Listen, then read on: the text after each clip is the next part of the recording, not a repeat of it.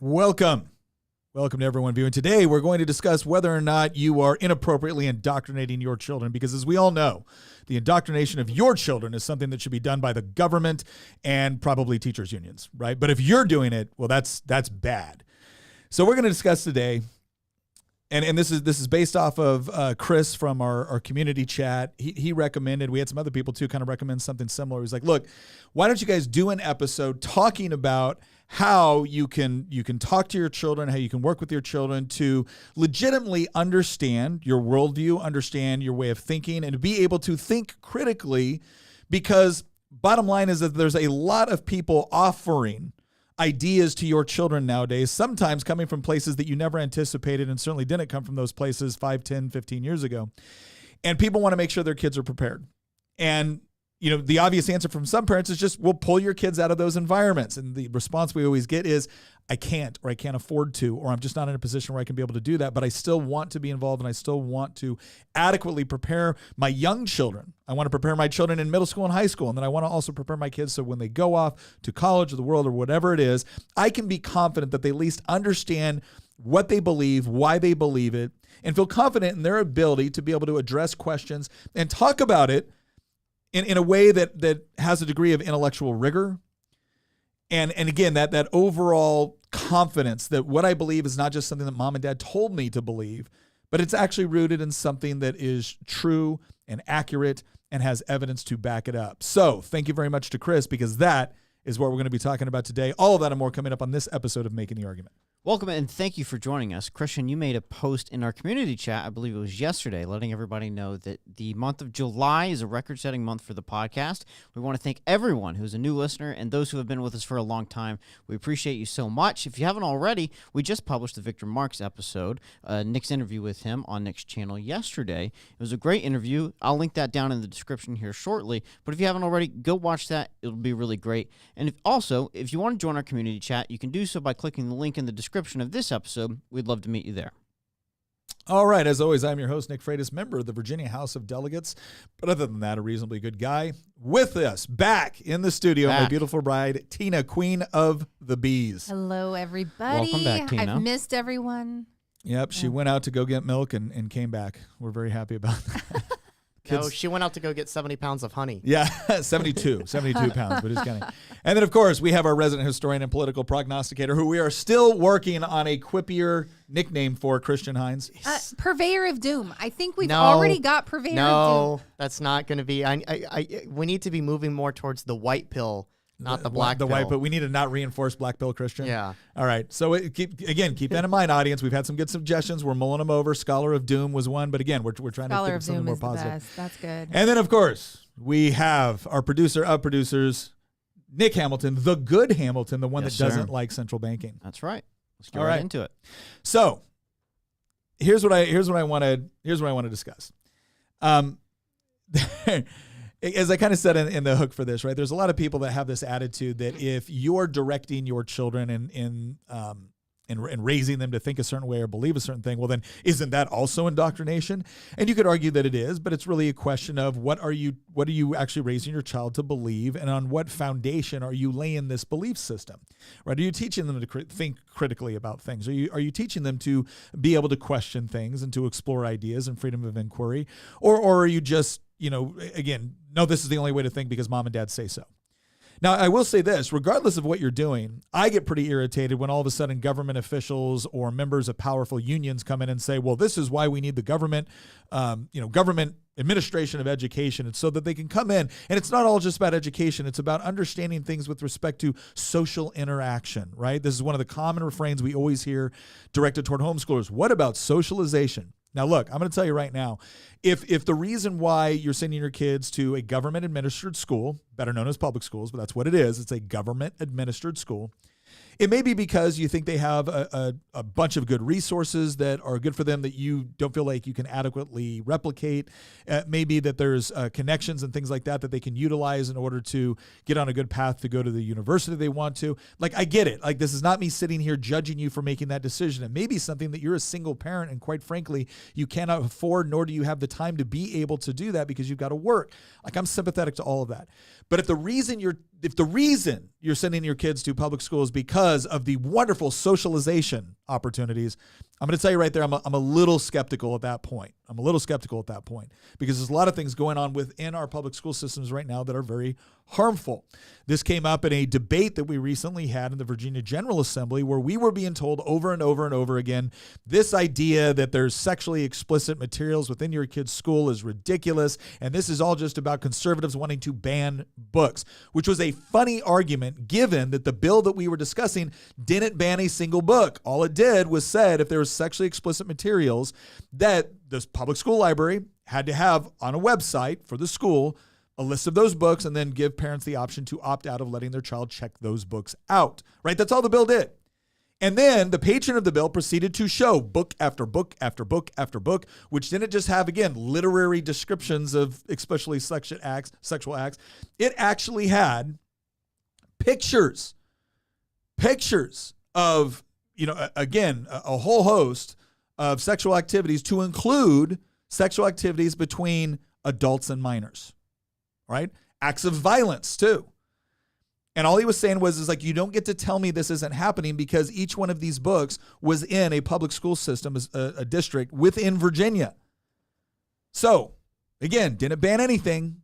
All it said was you got to make a list of what's there, and you got to give parents an option to not allow their child to check that out. We didn't get a single vote from anybody on the other side of the aisle. So whenever somebody tells you these things aren't happening or these things aren't taking place within your school system, I can tell you as a sitting member of an education committee in a state legislature, yes, they actually are in many, many places. Not everywhere, but in many places.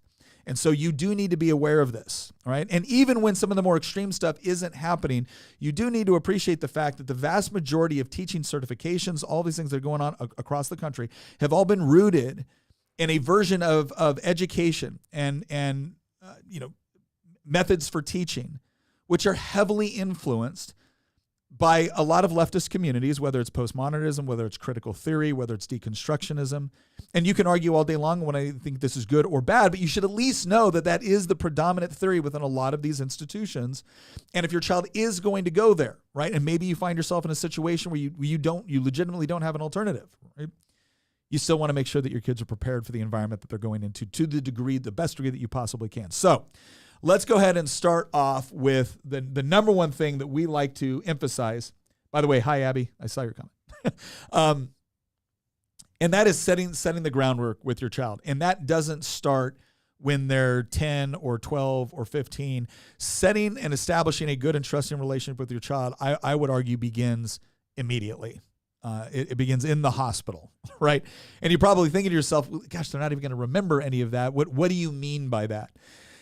And I'm a big believer. I have 3 children, 20, 17, and 15.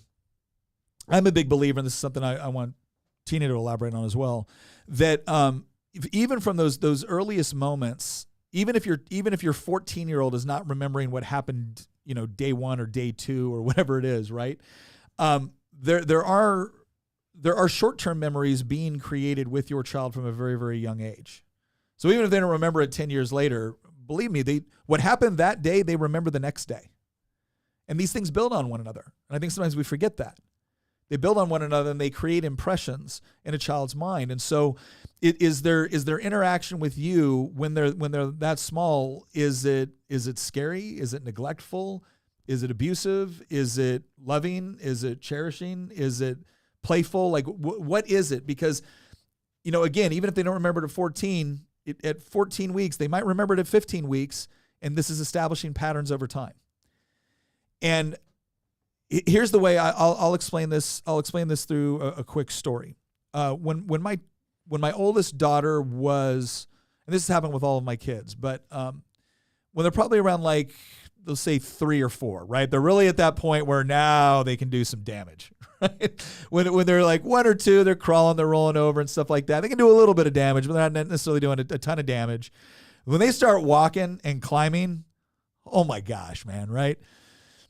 And they're not at an age where you can always explain to them why they shouldn't run out into the middle of the street. You're not sitting down with your 3-year-old going, okay, Lily, let me explain this to you. There's this thing called physics. right? And when you look at the size and the mass of the car and the direction that it is moving, they've already fallen asleep. They've already fallen asleep. They're already dreaming of unicorns. They're not listening to anything. You can't do that. What you can say is, don't go out in the middle of the road. Don't run out on the road. You play right here. I'm watching. Don't do that. And then what do? They start to kind of test those boundaries. And then what do? You pick them up, and I'm sorry, some people might disagree with this. I'd give her a little swat. Right? Did this with all my kids. Wasn't abusive, didn't it? But it was enough to. Now people say, well, why did you do that? Because at that age, they're not old enough to understand the reasons why daddy is telling them don't go in there. But they do need to associate the road with pain. They associate the road now with pain and danger. Now, here's what's interesting. There's two types of responses your kid can have to that. Your kid can either recoil and not want anything to do with you because now and here's what I experienced with all my kids, when I would have to swat them for something like that. Again, not hard, but enough to where they knew I was serious. They always wanted to come. They wanted a hug from daddy, right? They didn't want to run away. They didn't want to hide in their room. They wanted daddy because they knew that daddy loved them.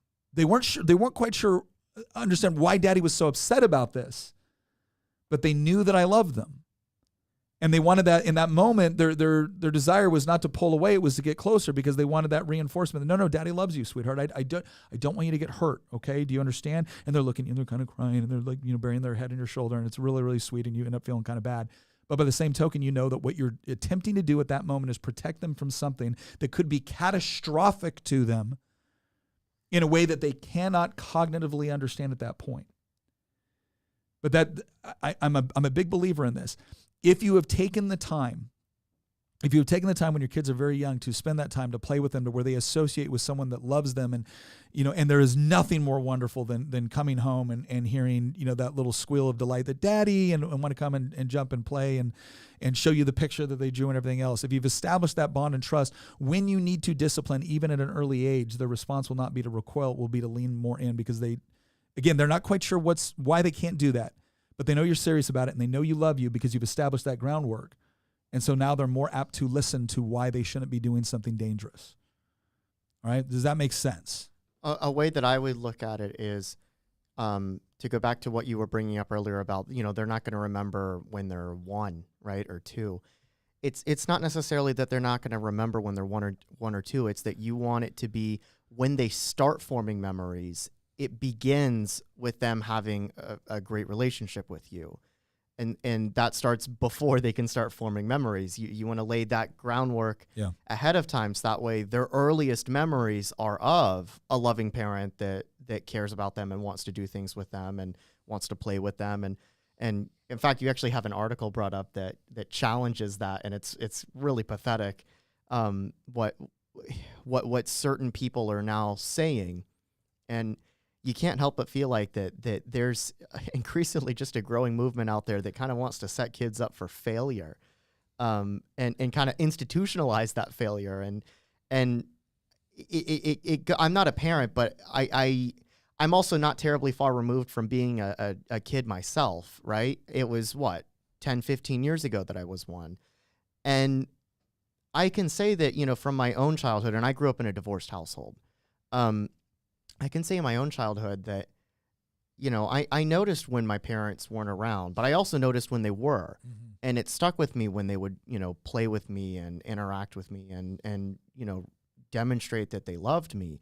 And I think we all kind of forget about that as we get older, right? We forget about our childhood increasingly as you grow older. But if you think back for a minute to when you were a kid, mm-hmm. you probably remember some of those instances, and it subconsciously has an impact on the rest of your life. It really can't be understated, I feel like. No, I think it starts very young.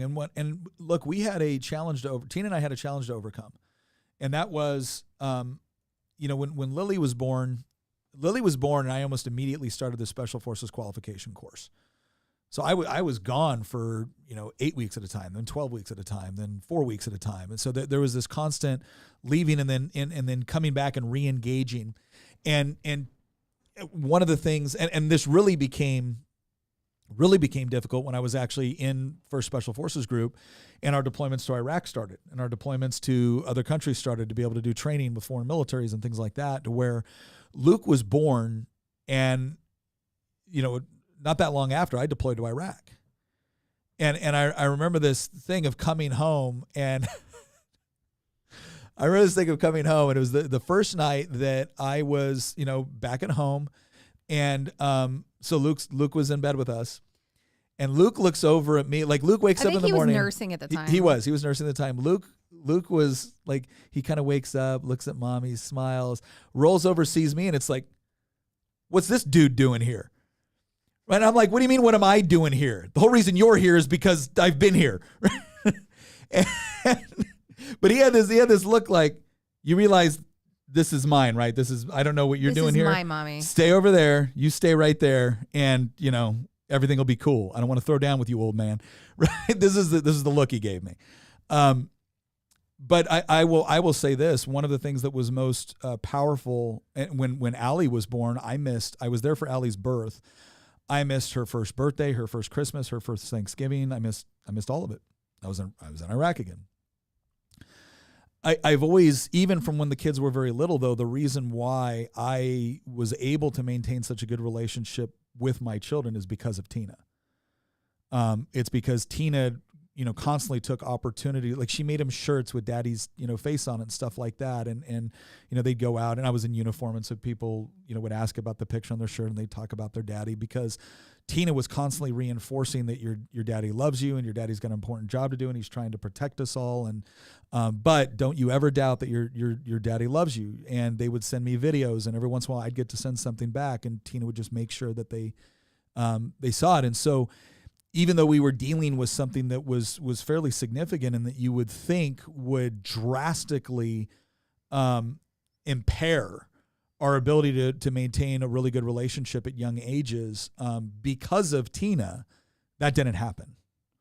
And because Tina worked so hard when I would come back home to reintegrate me into like my place within the home, and that was difficult for her. This was not, she's having to run. It's an upheaval every single time. She's having to run everything, as almost essentially a single parent. And then I come home, and and it's finding your place again. So I want people to understand that this really is an effort between both you and your spouse, to reinforce that positive relationship. But it can be done even in what you might consider to be extreme circumstances. Okay. Let's go into the next part here. And by the way, please ask us questions. If you in the audience have questions, specific things that you would like us to address on this, we can. That's kind of dealing with infants. We also talk about this idea of prescription versus explanation. One of the things that we see, and I actually saw this when I was teaching at a homeschool co-op, is that sometimes parents, because they're so busy and they've got so many things to do, it's difficult to sometimes properly place the difference from going into prescription from explanation. So prescription is, do this because I told you. Again, I'm not explaining physics to my 3-year-old. I'm telling her, you do not run into the road, and there's consequences if you do. But there is a certain age where now you do start to, be a little bit more explanatory on why they can't do something. I remember that age where it was this interesting transition. Why? Right. Where you actually could have a conversation with your child, and you could recognize that they understood it. They understood the whole conversation. And that's a moment where you're like, oh, you're not a baby anymore. And so you're like excited about the fact that you can have conversations with your kid now. But then you're also like a little bit nostalgic and sad that the babyhood's over. Yeah. Yeah. No, it's well, that, and when they start getting into the why, and you've got to do things. Believe me, there were times where I probably should have explained something to my kid where I didn't have time, where it was like, because I told you to, right? Because I said this is what you need to do. And we would try to make a point. And I'm not saying we pulled this off every time, but we would try to make a point to explain, but also differentiate between when your child is genuinely looking for an explanation and understanding versus when they're stalling or when they're just being a pill. And it's usually easy to see when all of a sudden, I saw this one joke once that, at bedtime, my kids suddenly turn into thirsty philosophers that need a hug. Yes, they do. They need 57 drinks of water. They need to be loved and cuddled. Yeah. Lily had eczema, so she always wanted her back scratched. And so then you'd have to like carefully like rub her back because you didn't want to like flare up the eczema. Yeah. Oh yeah. So she'd be like, scream. Yeah. Yeah. That's fun. But I think the important part is to remember that once they start asking why and they legitimately want to know, explaining things to them is a very important part of that process. But again, it doesn't mean that, because one of the other things you're also teaching with the explanation is I've explained this to you. I've explained it to you in a way that you understand. If you keep asking me why, now you're not actually asking for an explanation. Again, you're stalling or you're doing something else or you're playing some sort of game. So I think that's all important. So Nick, we've done an episode on the battle for the male mind, the battle for the female mind, and now we're doing the battle for our children's mind. Yeah. And obviously there's a huge push in society today to direct children in a certain way. And correct me if I'm wrong, I think what we're doing here is we're analyzing things that we should take into consideration when raising our kids. Obviously, Christian and I have not gotten to that point yet, but we are learning and preparing for that time. But these are the things we should be thinking about in order to raise the children up in the way that we think they should go, right? Yeah, this is Hamilton telling me that he doesn't think I set this up well enough before we started going to the explanations. Well, speaking of that, allow me to dogpile. We have an article here from the New York Times that I do want to bring up briefly since we're still relatively early in the episode. Yeah. Because I feel like that this actually applies to many of the points that I know that you want to bring up in this episode at many different points. This thing from the New York Times is titled, and Hamilton, let me know if you can't bring it up. Oh, it's up. It's titled, "Don't Play with Your Kids Seriously. I have 3 kids under 10 who don't expect or even want to play with me. It took some practice, but over time, we've all learned to be better off doing our own thing." Okay, is it me or does the New York Times just pull the worst people in society and then hand them a megaphone and say, "Here you go. Here's your 15 minutes of fame, your opportunity to publish something in our newspaper"? How could anybody look at this headline and then the subtext below it and think, yeah, that's great parenting advice? Well, and here's the part that blows my mind. It's a woman writing this. It's a mother. I was stunned when I learned that. I thought for sure this was going to be a dad writing this. Now Hey, look. what do you expect? Yeah. You should just be happy she didn't have it ripped apart in the womb. That's where she's coming from. I think she goes on to like heavily caveat some of her stuff within the headline and whatnot, but the theme is still the same. She's saying like, no, it's better for everyone to, be on the peripheral and let kids. Obviously, there are times when your kids need to be able to just play and play with other kids and the whole deal, and they don't want you constantly interfering or whatnot. But I think this article takes it to an extreme degree, and I think Tina's point is well taken. It's that there really has been this push to kind of treat motherhood. They always, whenever they're called to task on the fact that they tend to denigrate motherhood or let's say reduce the overall importance of it, it's like, no, that's not what we're saying. We're just saying, okay, yeah, but when a woman is asked what she does and she says, oh, I manage the home, or I'm a wife and a mother. Nowadays, she gets this look like, oh, is that it? Just that. Yeah. Tina's experienced this before with people. And it's, I don't think it's shocking though, that you get to this point where it's like, well, no, I do all these other things. And so they don't need me to play with them. I will tell you that obviously your kids can get more independent with respect to their playtime and stuff like that as they get older. But this idea that you got 3 kids under the age of 10 and all of you have fallen into this convenient little thing where, well, they really don't want me there. Well, that's I'm because sure you're no that's fun to play with. Yeah. That's because you're no fun to play with. I'll tell you what, I remember I felt really, really awful this one time. I was on one of these cleaning sprees. I was trying to clean everything. And Allie was like, do you want to have a tea party? And I said, okay, when I'm done cleaning this stuff, right, that I was working on. And I kind of walked by her door and she was sitting at her little table with it all set up, just waiting for me. Yeah. And I went, yeah, the cleaning can wait. Yeah. But I had been cleaning for probably 30 minutes after she had asked.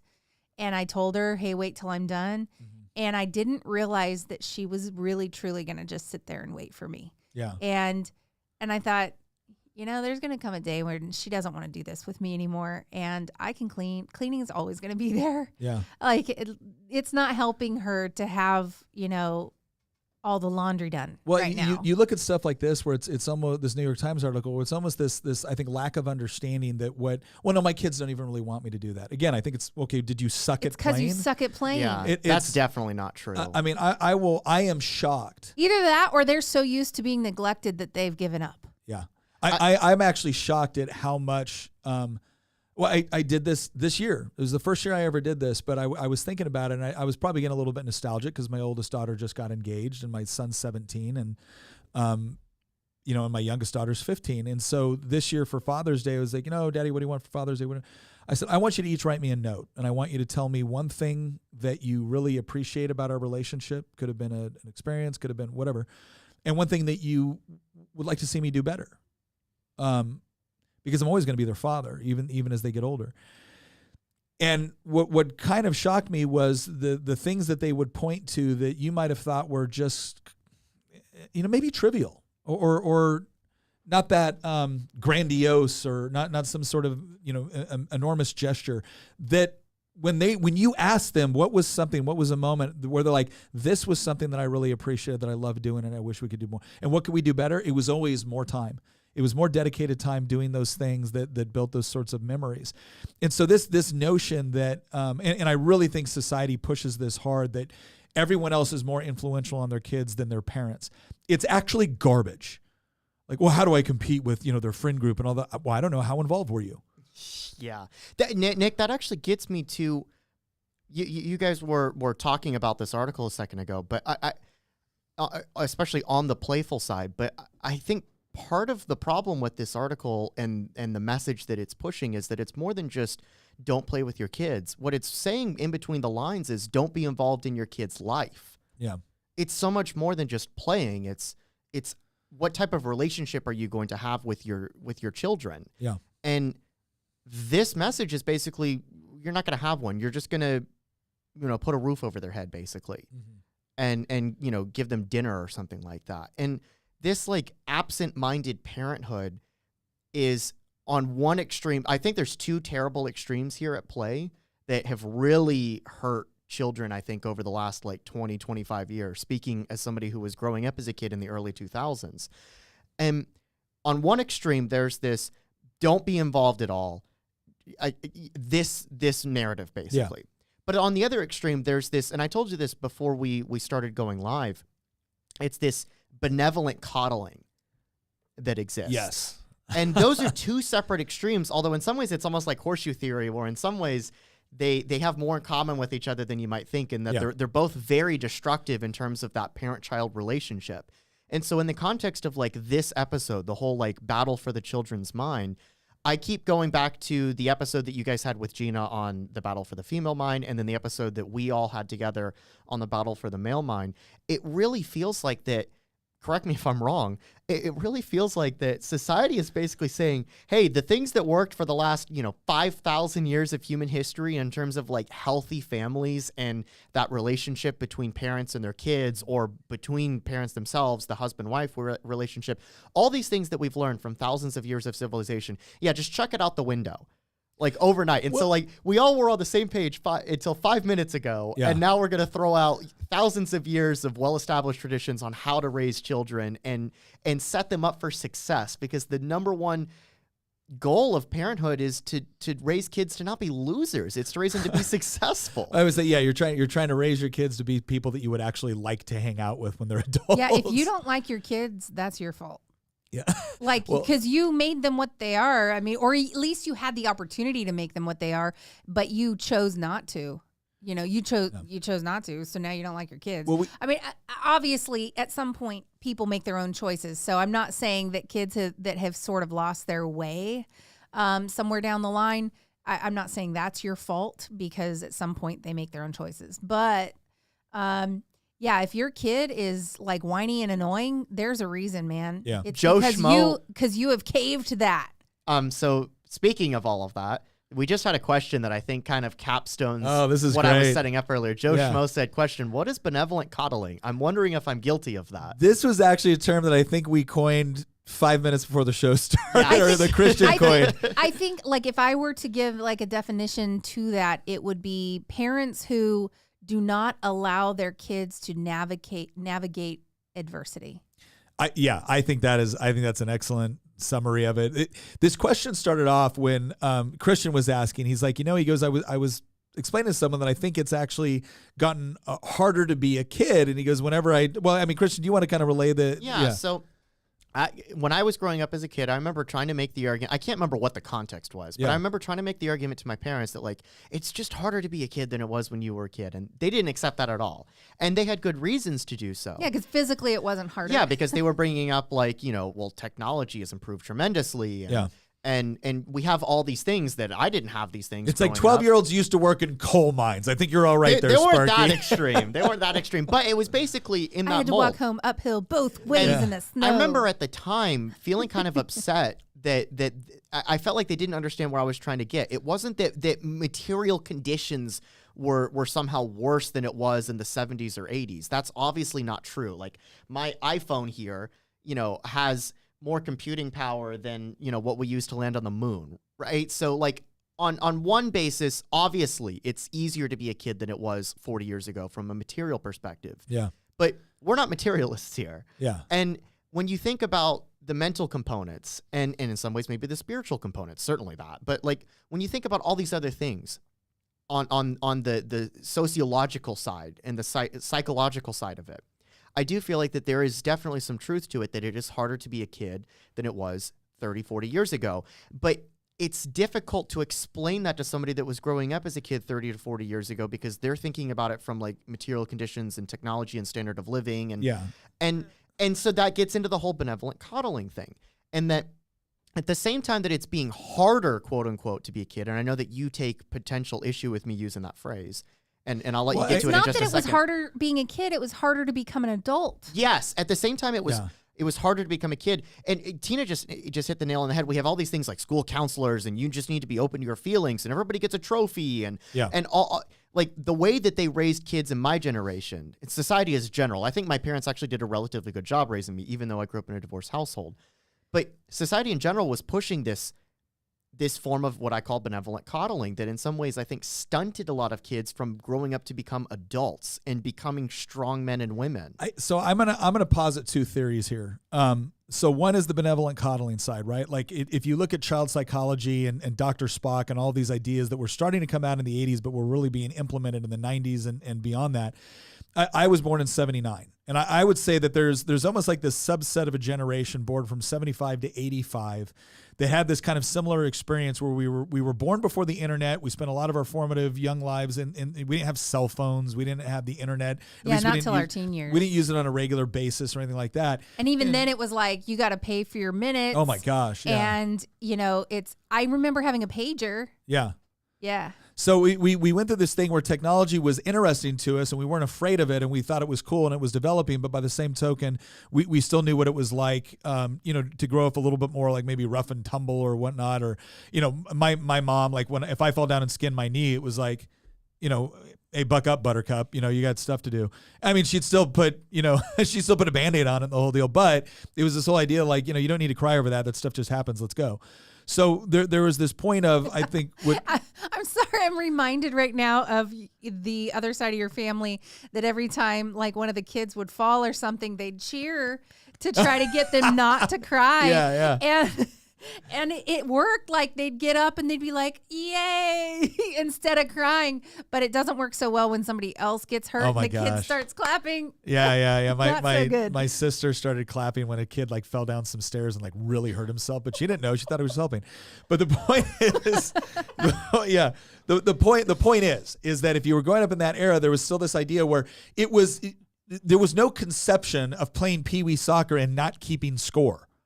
Right, there was no conception of everybody gets a trophy, and there was this idea within a combination of child psychology and this desire to protect children, to the point where we wrapped them in bubble wrap and just told them how great and wonderful and special and how, super their feelings were. Yeah. And they were just so beautiful and wonderful just the way they were. Your feelings are valid. Let me I'm- tell you right now, sometimes their feelings are not valid and they don't need them validated Oh, by heck you. no. You know what's half so the funny? Half the feelings your small children have, right, or your children in general have, are just that. They're like these feelings that pop into their head. There's these ideas, and there is a big push toward this idea of like self-pity or, oh my gosh, and they need to be told, yeah, hey, guess what? Buck up.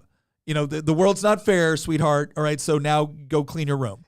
You know what's so funny is I feel like that we overly coddled children on a physical basis, an emotional basis. Yeah. But then a lot of parents just totally abandoned raising their kids to be able to differentiate between right and wrong.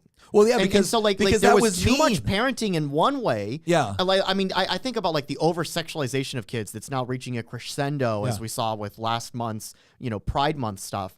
Like in some ways, it's like we absolutely over coddled our children on a physical and emotional basis. Yes. Getting back to everything you just said there. We don't keep score. Everything's about feelings and We're just here. It's not about who wins or loses. It's just But then about it's everyone like- having a good time.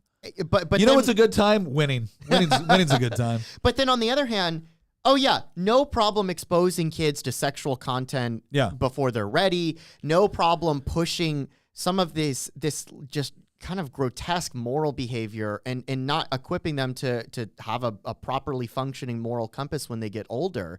Yeah. And I feel like that combination of totally abandoning your responsibility as a parent in one field and being basically a helicopter parent on another side. Oh, yeah, well, they sound contradictory, but together we overparented in some places and we completely abandoned our responsibilities in other places. And now we look at it again, my generation, the very tail end of it. I'm the very end of millennial, beginning of Zoomer. Same thing with Hamilton. And so we look at the Zillennials, they call them, and then Zoomers, and now Gen Alpha that's coming after them that are still really little kids. And I can't help but feel like that.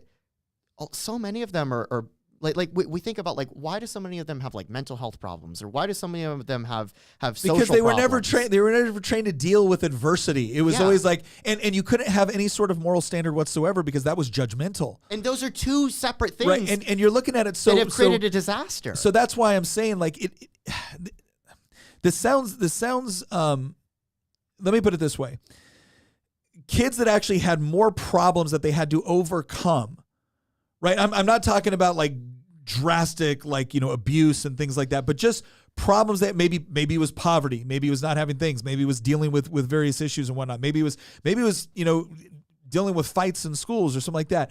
Kids that have stuff that they had to overcome, that they were able to overcome on some level, even if it was just small victories here and there, seem to be more equipped to deal with the real world than the kids that were constantly told how wonderful and special and great they were, and how if there was ever a problem, well, my little Billy wouldn't do that. My little Sally wouldn't do that. No, your little Billy and your little Sally did, because you've raised them to be punks. And now they're a terror to your teachers and they're a terror to everyone else, and nobody wants to be around your kids. And you're just convinced that, so yeah, I think we moved into this realm where we didn't allow kids to deal with any sort of appropriate levels of adversity or have to figure certain things out. We emphasize so much on their self-esteem. This blows my mind. Self-esteem is earned, right? Self-esteem. Now, I'm not saying that obviously, I believe that people have inherent worth by virtue of being made in the image of God. But self-esteem, which is to say, I am happy with the things that I'm capable of doing and the decisions that I make, is largely based on what can you do and what sort of decisions do you make, especially those decisions within adversity or challenging. And if you've been robbed of all that, you've had all that ripped away from you, or you've had any sense of responsibility that you do have a duty to be able to overcome things and figure it out and push through and accomplish, right? If you had that ripped away from you, you grow up in this world where you're constantly being told, at least by the people in your immediate circle, that you're wonderful and beautiful and you are perfect just the way you are. Biggest frigging lie Disney ever told anybody. You are perfect just the way you are. No, you are not. No. And to tell someone that is to not to do them a service. It's to do them a disservice. It does the exact opposite. Well, I mean, we are imperfect people, and it's normal to be imperfect. That's what's interesting, is this idea that it's like, oh, well, there's perfection. And like, if I'm not perfect, or if I can find flaw in myself, then It's even worse then than I'm that. not normal. And it's like, but it is normal to have flaws. It is normal not to be perfect. And the way to challenge yourself is not to like put a little like fake cover on it and go, oh, well, I am perfect. Instead, it's no, just deal with the thing that's imperfect. Yeah. Deal with that thing. Well, I wanted to mention one thing is I think there is this idea of letting your kids overcome challenges and how good that is for them. I have a friend whose, daughter is, she just became an adult, and just boom, boom, boom, back to back. She had to replace her alternator. She had to replace her battery. She had to get new tires. And she's just feeling so overwhelmed by adulting already at 18 years old. And I think, this is so good for her. Like, she hates it while it's happening. Sure, we all do. But it's so good for her that her parents were like, okay, you've got this. You can fix this. She's got a full-time job. The girl's doing great. Yeah. It's just she didn't like the fact that she has to meet all of these challenges. It's hard while you're going through it. But when you meet the challenge, when you get past it, that's when you feel confident in your ability to get past future challenges. And it reminds me of the story where, like, all of us, I think as little kids, we would get like the little butterfly kit, right? And the caterpillar would be, inside the little chrysalis Cocoon, or the cocoon.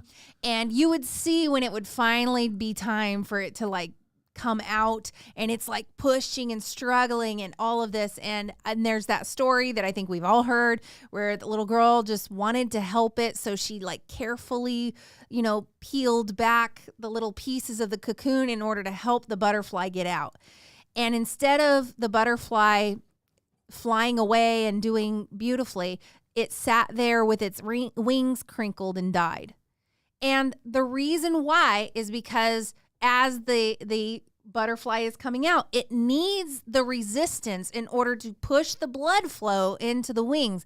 And if it doesn't get that resistance, the blood won't flow into it, and they won't fully push out so they could fly. And I feel like that is the best example to me of letting your children endure healthy challenges, not unhealthy challenges, but don't create adversity for your kid and make you the adversary. That's not what I mean. I mean, have them face challenges and don't just take it off their plate and go, mommy's got this, I'll do the whole thing for you. No, make them figure out the way out. Make them problem solve. Yeah. And I feel like that's what's missing now. That's why we have this prolonged adolescence where people aren't like grown-ups until they're 28. Yeah. Coach Dalton. I feel personally attacked. I'm sorry, Chris. Coach Dalton, thank you very much for the donation. You also said, parent the narcissism out of your children instead of affirming it. Oh, yeah. Amen. Yes, abso-friggin-lutely. I remember one time when my son was playing Pee-wee soccer, right? Which the only thing more frustrating sometimes than watching Pee-wee soccer is Pee-wee T-ball. T-ball is watching paint like curl. It's just horrible. But there's important lessons to be learned. Anyways, my son was playing Pee-wee soccer, and he's little, and he's not all that into it. And, he's kind of at the like dandelion picking stage of, stuff. and his team wins. And he comes to me, he goes, hey, Daddy, did I do good? I was like, no, son, you didn't. and I think he was like 4 or 5. He's like, but we won. I'm like, yeah, but you didn't do your job. And, like other parents are like, oh my gosh. What was I'm his like, reaction? He was a little upset with it, but then I didn't just leave it there and like, you suck, right? I didn't say that. I was like, I said, buddy, here's the deal. You had a job to do on the soccer field, and you kind of wanted to play around, and you wanted to come off and take a break and eat orange slices and do it. Your team needed you to get out there and play soccer, right? And you were just kind of hanging out. And now that your team won, you want to be like, oh, no, you didn't. They won in spite of you. Yeah, they won in spite of you, not because of you. I think I know where you're going. And then next game, we're out there, and he is just running around and doing the whole thing. The whole team loses. And he gets out. I'm like, you did a good job, buddy. He's like, we lost. I said, I know. There's certain things that you can't control, but you did your job. You were out there. You weren't coming back here and trying to eat orange slices. You were out there doing your best to try to win. That is absolutely like the parenting advice that I feel like that the last 10 years or 20 years, parents have been told not to do that. What you just described right there. Yeah. So Wilhelm asked a question. He goes, how do parents teach their kids about how dangerous the world is without sounding paranoid? That's a great question, especially now with social media and everything else. I think one of the things is, and again, I'm not trying to say I'm an expert. I think all Tina and I are trying to say is we have a 20-year-old, we have a 17-year-old, we have a 15-year-old. We have great relationships with our kids, and they all seem to be pretty well adjusted and know what they want to do with their lives. Yeah, and we definitely have had the people be like, "Oh, well, just wait till they hit their teen years. It's gonna be like this," and it never was. Our kids are really, really good kids. But I'll tell you what, we also used to get flack from people for getting on to our kids when they misbehaved, even when it was small, and they'd be like, that wasn't that big of a deal. Why'd you get onto them? It's like, there's a reason why our kids are well behaved. Yeah. And it's because we don't let the little things fly. We don't let that just go. And again, that doesn't mean we're constantly like on, but especially when they would do stuff. No, behavior is especially important. when they did something that was disrespectful. If Yeah. they did something that was disrespectful, they did something that was rude, especially towards somebody else. Like we were adamant about that. But to answer your question, Wilhelm, I think there's a couple of ways that you do that. One, we need to be a lot more careful about what access we give our kids to the broader world, because that is one thing to Christian's point about growing up as a kid now versus growing up with a kid then. Back then, you could, a little kid going out and playing in the neighborhood could still be exposed to some pretty horrible things, right? But now you can be exposed to horrible things by just putting on your phone and going to the internet. And that is something where I'm a big believer that, we did not give a couple of things. One, we did not give our kids access to the internet or access to a phone when they were very little. Pretty much when they got to an age where they were going to start to they were going to find themselves in more things, more activities away from us, where we knew we needed to communicate with them. That's when they started to get access to phones. And even then, we limited what sort of access they could have. Like, not all phones are created equal. Your kid doesn't need the fanciest phone out there that can access the internet whenever they feel like it. And it doesn't matter if other kids give them crap about it. Your job is to take care of them, not everybody else's kid. But I will say this. Our kids got to an age where they finally got smartphones. This was one thing that we did that I highly encourage. We did not say, here you go, here's your smartphone. We made it very, very clear. We did this with their rooms. We did this with their phones. We did this with a lot of things. It was, this is not your room. This is not your smartphone. This is our room. This is our smartphone. You get to use them. You get a certain degree of exclusive use over this. Like, it's your room. It's not like anybody else that's going to use the room. This is your phone to use. But the moment I say, let me see your phone, your response will be, here you go. And I'm not going to hear any crap about, this is a violation of my privacy. No, it isn't, because it's not yours. It's mine. I let you use it. It's my phone. The moment I want to see it, your response, the moment it is anything other than, here you go, I'm taking it, because it was never yours in the first place. I was giving you a tool to be able to utilize in order to contact, so we can contact you when you go places. A side benefit of that is I'm allowing you to use other services and other things on that phone, but you will live understanding, knowing that at any point I can check it. And I will tell you this, there's a lot of parents like, oh my gosh, that my kid would lose their mind if I did that. Yeah, because you set the expectation early on that they have some sort of like overarching right to do whatever they want in private on their phone. And if you check it, you're violating some sort of private. No, you're not. You're being a parent. So set the right expectations when they do start to get those things. That's the first thing nowadays that you do in order to prevent your kids from being exposed to things that are harmful. The other thing too is I think that at age appropriate levels, you also make sure that they're aware of dangers out there. And I think part of what you do is you don't create this environment where they think that there's a bad guy behind every single corner, but really what you're doing is you're empowering them to look for things and be smart about how they interact with the world. So the reason why they're doing that is not because if they don't, they're going to get kidnapped and they're going to be...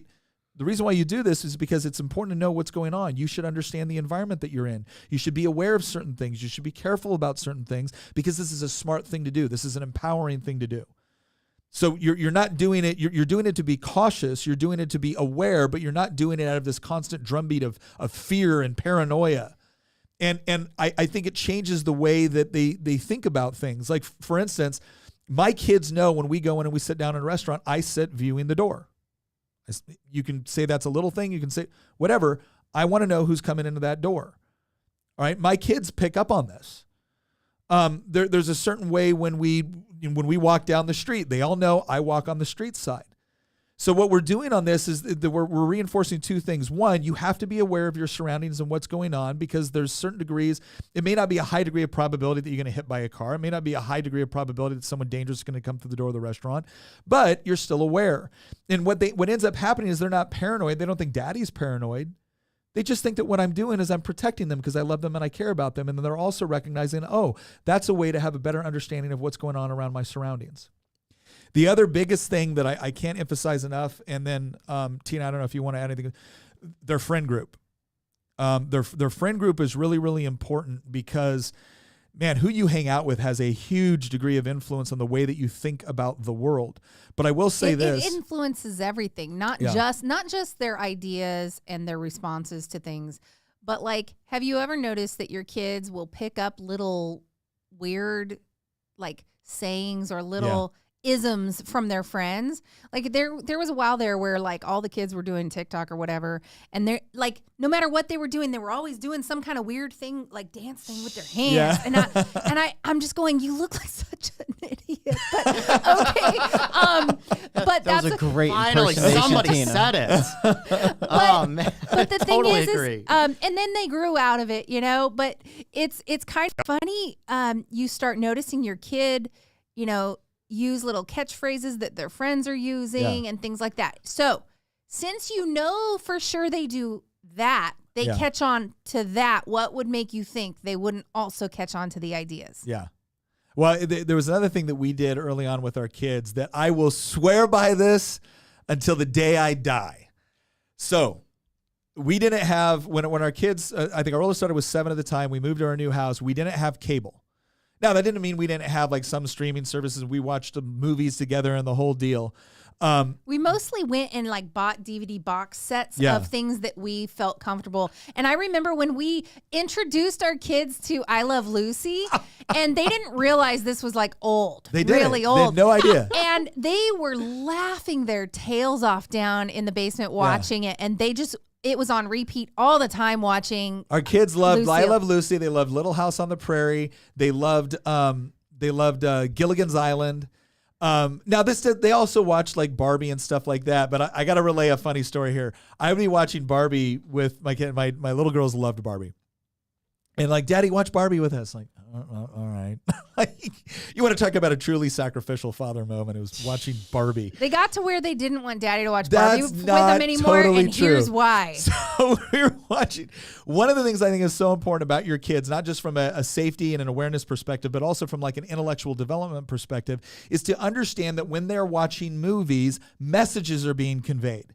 That movie is not just neutral entertainment, right? That movie is almost always trying to teach some sort of lesson, and you want to make sure that it's teaching the right lesson.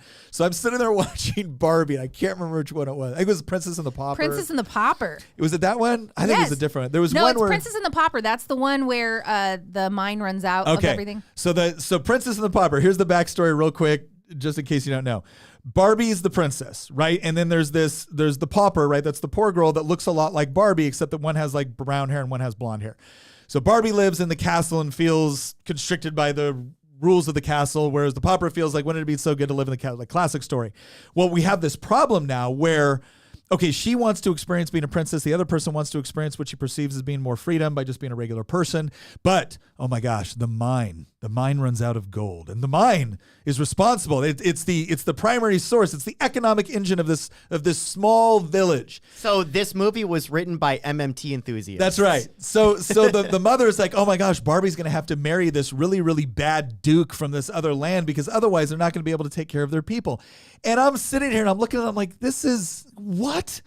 And keep in mind, Lily, I think at this point was like maybe 12 when we were watching this. She's like, what's wrong? I'm like, What do you mean the mine is the sole source of economic activity within your area? And if it is the sole source of economic activity, can someone please explain to me why? Why, in a village containing maybe 450 people, you've spent what has to be the equivalent of 3 years of your GDP building one government building, i.e. your castle, right? And now the lesson we're being taught is you got to marry her off to some other dude that has more. This is garbage. Daddy, it's just a story. I'm like, I want you guys to understand this is crap. First of all, what they should have been doing is, first of all, privatize the mine. The government should not be running this. Second of all, right, diversify your income. I guarantee you, if people were spending that money, they would have built other industries and businesses and the whole deal, and you wouldn't have your entire economy exclusively dependent on But one you don't understand. government source of revenue. You don't understand. The Queen's advisor, Preminger, had been stealing it. See, it was embezzlement. Right, because a government official had exclusive access to the one source of economy because it had been national. Anyway. But hold on, though, because the way everything got saved is that they realized that the mine had another precious stones, and so they were all saved. So anyways, like, okay, that's an extreme example. We had another one where it's like every Barbie movie, there was this little rash in there for a while where it was like, oh, this evil, mean business owner wants to, destroy this beautiful forest to build a bit. And here's what I did. I gave you guys the extreme version of this. I was not this animated or whatnot. I'm joking. But I would sit with the girls and I would sit with my son when we'd be watching something. I'd be like, I'd pause it every once in a while, like, what do you think they're trying to do? What do you think they're trying to get you to think about this right now?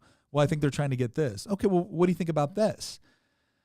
And we'd have conversations, and sometimes it would be during the movie. A lot of times it would be afterwards. Maybe we're having dinner or whatnot. Like, what did you guys think about that? And what it did is that it, even though sometimes it drove him nuts, like, Daddy, I just want to watch Barbie. I'm like, fine, we'll just watch Barbie. But what it taught them to anticipate is that when they watch something, they're being delivered a message, a worldview, and a sense of ideas, not just entertainment. Yeah. It is not just entertainment. That was lesson one. The second lesson I would say, and dads, if you are listening, I'm gonna swear by this. Jane Austen adaptations. What do I mean by that? When our kids were little, sometimes we would all sit down and we would watch like Pride and Prejudice, not the new version. I'm talking about the older version with Jennifer Eel, which was awesome. Colin Firth and all that. We'd watch some of these, and again, for all of you that I'm losing man points with right now, just bear with me. All right, Sense and Sensibility, Pride and Prejudice. Those were two of my favorites to watch with my girls, because I remember Lily one day when she was like 12 or 13, and we're watching one of these, and you got to understand the heroines in Jane Austen novels are always the women they're strong, they're composed, they're intelligent, right? They're beautiful, but they're always the ones that they don't get wrapped around the axle. There's always like one sister that's kind of like the boy crazy sister. And then there's the other sister that's calm, cool, collected, can see through stuff, but can also admit when they got it wrong and then adapt and change based off of new evidence. It's wonderful. It's like it is a genuinely strong, empowered, woman in so many cases, intellectually and whatnot. But I'll never forget my daughter watching this, and we're watching some other movie. And again, healthy diet of Sense and Sensibility, Northanger Abbey, Emma, Mansfield Park, Pride and Prejudice. And then one day we're watching this movie and these two people kiss, and Lily looks over like aghast. Like she goes, they're not engaged. I said, yeah, I know. She goes, well, she's going to lose her character. And I'm like, thank you, Jane Austen. We have a question from Lego Spartan. Yeah. Question. How would you encourage your child to pursue something they're passionate about as a hobby without being overbearing and taking something they enjoy doing and turning it into a job? That's a great question. Should we use the blacksmithing? Go ahead. That would be a great example. You want to talk about kind of a crazy example? One of the things that I found so interesting about the homeschooling world in general was not just that we liked the curriculum or we liked the environment or having more time with our kids. One of the things we loved about it was the diversity of subject matter, right? There's this idea that, well, if you really want, the career technical education, all this other stuff, you have to go to the public school because they have the facilities. Sometimes they do, sometimes they don't. But I was sitting there and we went to a homeschool fair, and there was somebody there that was talking about blacksmithing. And Luke was really interested in this, right? So him and I went to the guy's class, and it's called Platinum Star Forge. It's here in kind of the Central Virginia area. Great dude, great guy. And we went through, and I'm going to tell you right now, like I was halfway expecting like half the day to be PowerPoint presentations on like, no, it wasn't. It was all safe. Like you got to wear your gloves, got to wear your glasses. You know where to stand, know what to do. But it hands-on. And Luke loved it. Absolutely loved it. And so we bought a forge, like not an expensive one. You can get a decent forge for $100, right? And then our good friends and Nate found an anvil, because like good anvils are kind of hard to find. That's where the expense kind of hard to find, right? It's going to cost you a couple $100. But this was one of those things where Luke could go out there. Now we're not in a position. I've given him assignments before, like, okay, hey, your job is to make this. You need to research it. And I didn't hover over him. Like, your job is to research it. Go on YouTube, find it out. Research it, make it. This is your deadline. This is the expectations. And it was funny because this was a school assignment. And Tina's like texting me because I was in Richmond at the time for the General Assembly session. She goes, hey, I want to thank you so much for that assignment you gave our son. It's 10 o'clock at night, and he's been hammering away on metal for the last 7 hours. But he loved it. I had such a headache. And he did a great, for having not gone through a knife making class, like he did a great job of like figuring this out. And he did. It looks great. So I would say that on certain things, our kind of rule was when our kids were little, like we made them play a sport. But we didn't make them stick with the sport if they absolutely hated it. We just wanted to expose them to different like athletics, different things that they could potentially do. And some of them took and some of them didn't. As they got older, what we started to reinforce with their homeschool curriculum and things like that is like, okay, you now have a good baseline of things that you like to do and things that you don't like to do. What you should probably start to look at are what are the things that you can do that can turn into potential careers that you would enjoy. And once we always looked at it as like, look, there's this whole follow your heart, right? Follow your dreams. No, follow your talents, right? Follow your talents, follow the things that you're good at doing, because chances are you're going to find out that that's what you actually really enjoy. And that's what you're good enough at doing to actually get paid for, right? If you're now, my oldest daughter loves the theater. I'll never forget, she was a Senate page, and all the universities came and they asked her, what do you like to do? And she goes, well, I love theater. She goes, oh, we have a great theater program. She goes, no, I don't want to study theater. She goes, I want to be, at best, she goes, I want to be an actress with a business degree, not a waitress with a theater degree. All right, but not trashing anyone out there with theater degrees. Did she actually say yes, that? Yes, she did. Oh my gosh. It's Lily, Christian. But here's that's actually a totally classic Lily. But comment here's So, what somebody actually said we should have our kids on here and do an interview. You guys, I'm telling you. Oh my gosh. But the thing is that she does plays all the time. She loves it, but she also realized that it will be hard for me to be able to make an income doing this, at least initially. So what's a skill set that I can develop that will actually put me in proximity to that, but also gives me a lot of freedom, whether it's to continue my education. So she chose cosmetology. Now, we had told our kids from a fairly young age, it's not our responsibility to pay for your college. That doesn't mean we're not willing to assist, but you're never going to look at it like it's our job to pay for you to go to college. That is not our responsibility. That's yours. And we will be happy to assist you as long as it makes sense, right? And she worked the late shift. She got a job working at McDonald's. She worked at some other places. She worked late shift. She worked at a coffee shop. And she saved up, and she paid the $22,000 it was to go through a 9-month cosmetology school with Paul Mitchell. And I'll tell you what, she's never really like loved school. She loved going through that. She loved what she was learning. She signed up for all of the additional classes that she could, all the different little master's classes she could. And she just rocked it. She did a great job.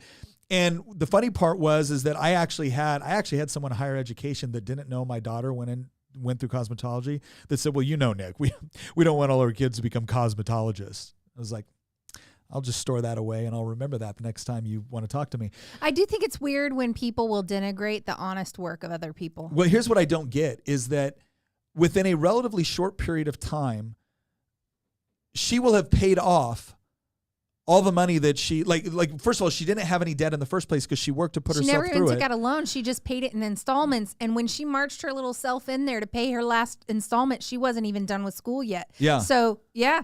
And within within like a year of her being out of the school, she had made more money than she had made actually going to the school, right? Like significantly more money than she made going to the school. And she had been saving money. By the way, she paid for her own car, paid for her own insurance, and has saved up money to buy a house because she's engaged now, right? For a down payment toward a house. And I'm looking at this going, yeah, you're right. You're right. My daughter, who did all of this, who fought for this, she should feel like, gosh, she's just not quite as accomplished as the person with the gender studies degree and $50,000 in college debt. That's exactly why we didn't raise her to believe that she has to have a college degree no matter what. No, get a college degree if it makes sense. Get a college degree if it makes sense 5 years from now. I didn't get my college degree until I was 32.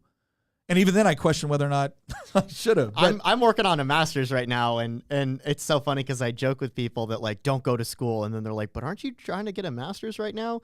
And part of it is because my dad really wants me to do this, and so he's been pushing and supporting me to do it. But the other side is that like I just want it for myself. I don't necessarily want it to fulfill my career, but it does like the getting back to what Lily said, like that not only is it funny, there's so much truth to that in the sense that like I'm reminded of Jordan Peterson talks about this a lot when he criticizes this notion, and we did bring this up early in this podcast, this whole, you're just as good as you are. And he's like, no, I think that you can always be a better version of yourself. Yeah. And what he tries to do in his clinical work is try to push people to become better, not just say, oh, you're just fine the way you are and we just need to fix these, problems that you have with yourself and you don't yet realize how great you are. No, instead he says, you can be better, you can do better.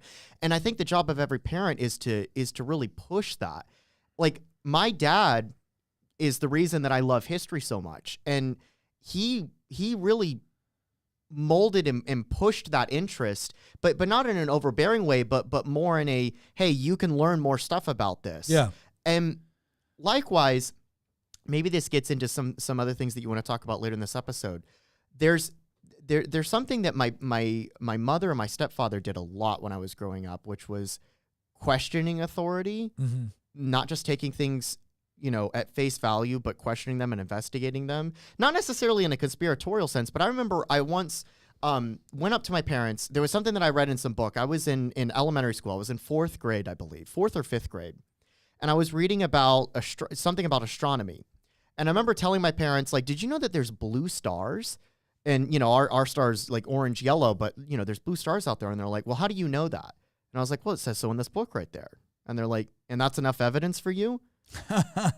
and I remember all the time I would get upset, actually. I'd be like, but it says it right here. And they'd be like, yeah, and how do you know that that's true? And I'd be like, because it says so right here. And like we would just get into this argument. And what they were trying to do is to get me to question what other people were publishing and saying. Now, you could say, oh, that's going to lead you into being a conspiracy theorist. But I'm sorry, if you're listening to this podcast, there's probably the last 3 years, I feel like, has been more than enough evidence and proof that that approach that my parents took with, instructing me, teaching, pushing the boundaries and pushing me to question things. Because what it did is that it opened up an interest in the sciences, because suddenly I wanted to, I was always into history because my dad made me into it, but I was suddenly interested in physics and in astronomy because I wanted to be able to prove to my parents that, like, yeah, there actually are like blue stars out there.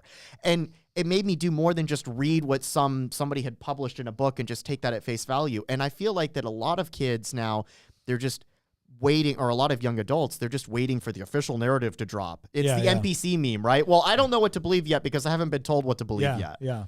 It's true. After COVID and after all the follow the science and follow the experts, it's like none of us should be just taking things at face value anymore because it's like, I'm not going to be duped again. Yeah, we got a couple of good questions here. One from Daffy. Question: how do I protect my daughter at college from indoctrination? Daffy, that's a little bit longer explanation. We're going to do that. It's actually kind of in our script right now, and specifically, how do you address the sort of things with college indoctrination? So I wanted you to know that we saw the question. We are going to answer it, but it's going to be a little bit. We got to build some more groundwork. Caitlin asked a great question. How do you get grandparents to support you on what movies, activities, environments you want your children to be exposed to when they think there is no harm in things targeted to kids? Excellent question. And I think some of this, like I had a great, I love the fact that I grew up close to my grandparents. And one of the biggest, I think the only regrets that we kind of have with where we live is the fact that it is so far away from our children's grandparents. We wish they could have more time and whatnot. But one of the things that I think Tina and I tried to establish early on, and this actually started first in our marriage, and that was when we were going to set up traditions or whatever it was, we didn't play the whole game where it's like, if I got a problem with Tina, I go and I complain to my mom or my dad. And when Tina had a problem, she didn't go and complain to her parents. And every once in a while there would be something where one of our parents and I love my in-laws. They're great. But every once in a while there would be times where like one of our parents might step over a line, right? And not a big one, not a bad one, but just maybe a little bit more like, well, I don't understand this or I don't understand that. And Tina would always deal with hers, I would deal with mine, but it was, I can remember looking at it going, okay, well, I'm sorry, that's the way we do it. And if that's the way Tina wants to do it, that's the way that we're going to do it. Like, we always had each other's back on this. If there was something that, we might think later, like, what's the big deal? Or if I had a question about it, it was never in front of parents. Parents always knew that if they intervened into something that we were doing with our kids or whatnot, I was going to back her play. She was going to back my play. And then if we thought that there's something that maybe they had a good point, we would talk about that offline. But the support for here was always 100%. With our kids, every once in a while we've dealt with that where it's like, and I have. It doesn't happen a lot, very rarely, right? Typical kind of grandpa, grandma stuff sometimes. But there's been times where I've looked at a parent and said, that's not how we do this. Sometimes my mom, whenever she comes over, she just loves to like clean and help out around the house and the whole deal. And we'll like emphasize to our kids that, hey, Nanny is going to want to clean and help. And so you need to take care of your own dishes. You need to take care of your own laundry and stuff like that. So every once in a while, Nanny would, I'd be like, Mom, that's the kid. Oh, it's okay. I can get it. I'm just doing it anyways. And so I will call up like the kids. I'll be like, so Nanny is doing your job right now. So you know what that means. It means I will come up with other stuff that you will do, which I guarantee you will not enjoy as much as doing the job you were supposed to do in the first. Nanny, we got it. She's like, no. She's always like, I didn't mean to get them in trouble. And I'll be like, well, Nanny, you're getting them in trouble. In fact, you're getting them more trouble. I'm doubling their responsibilities right now.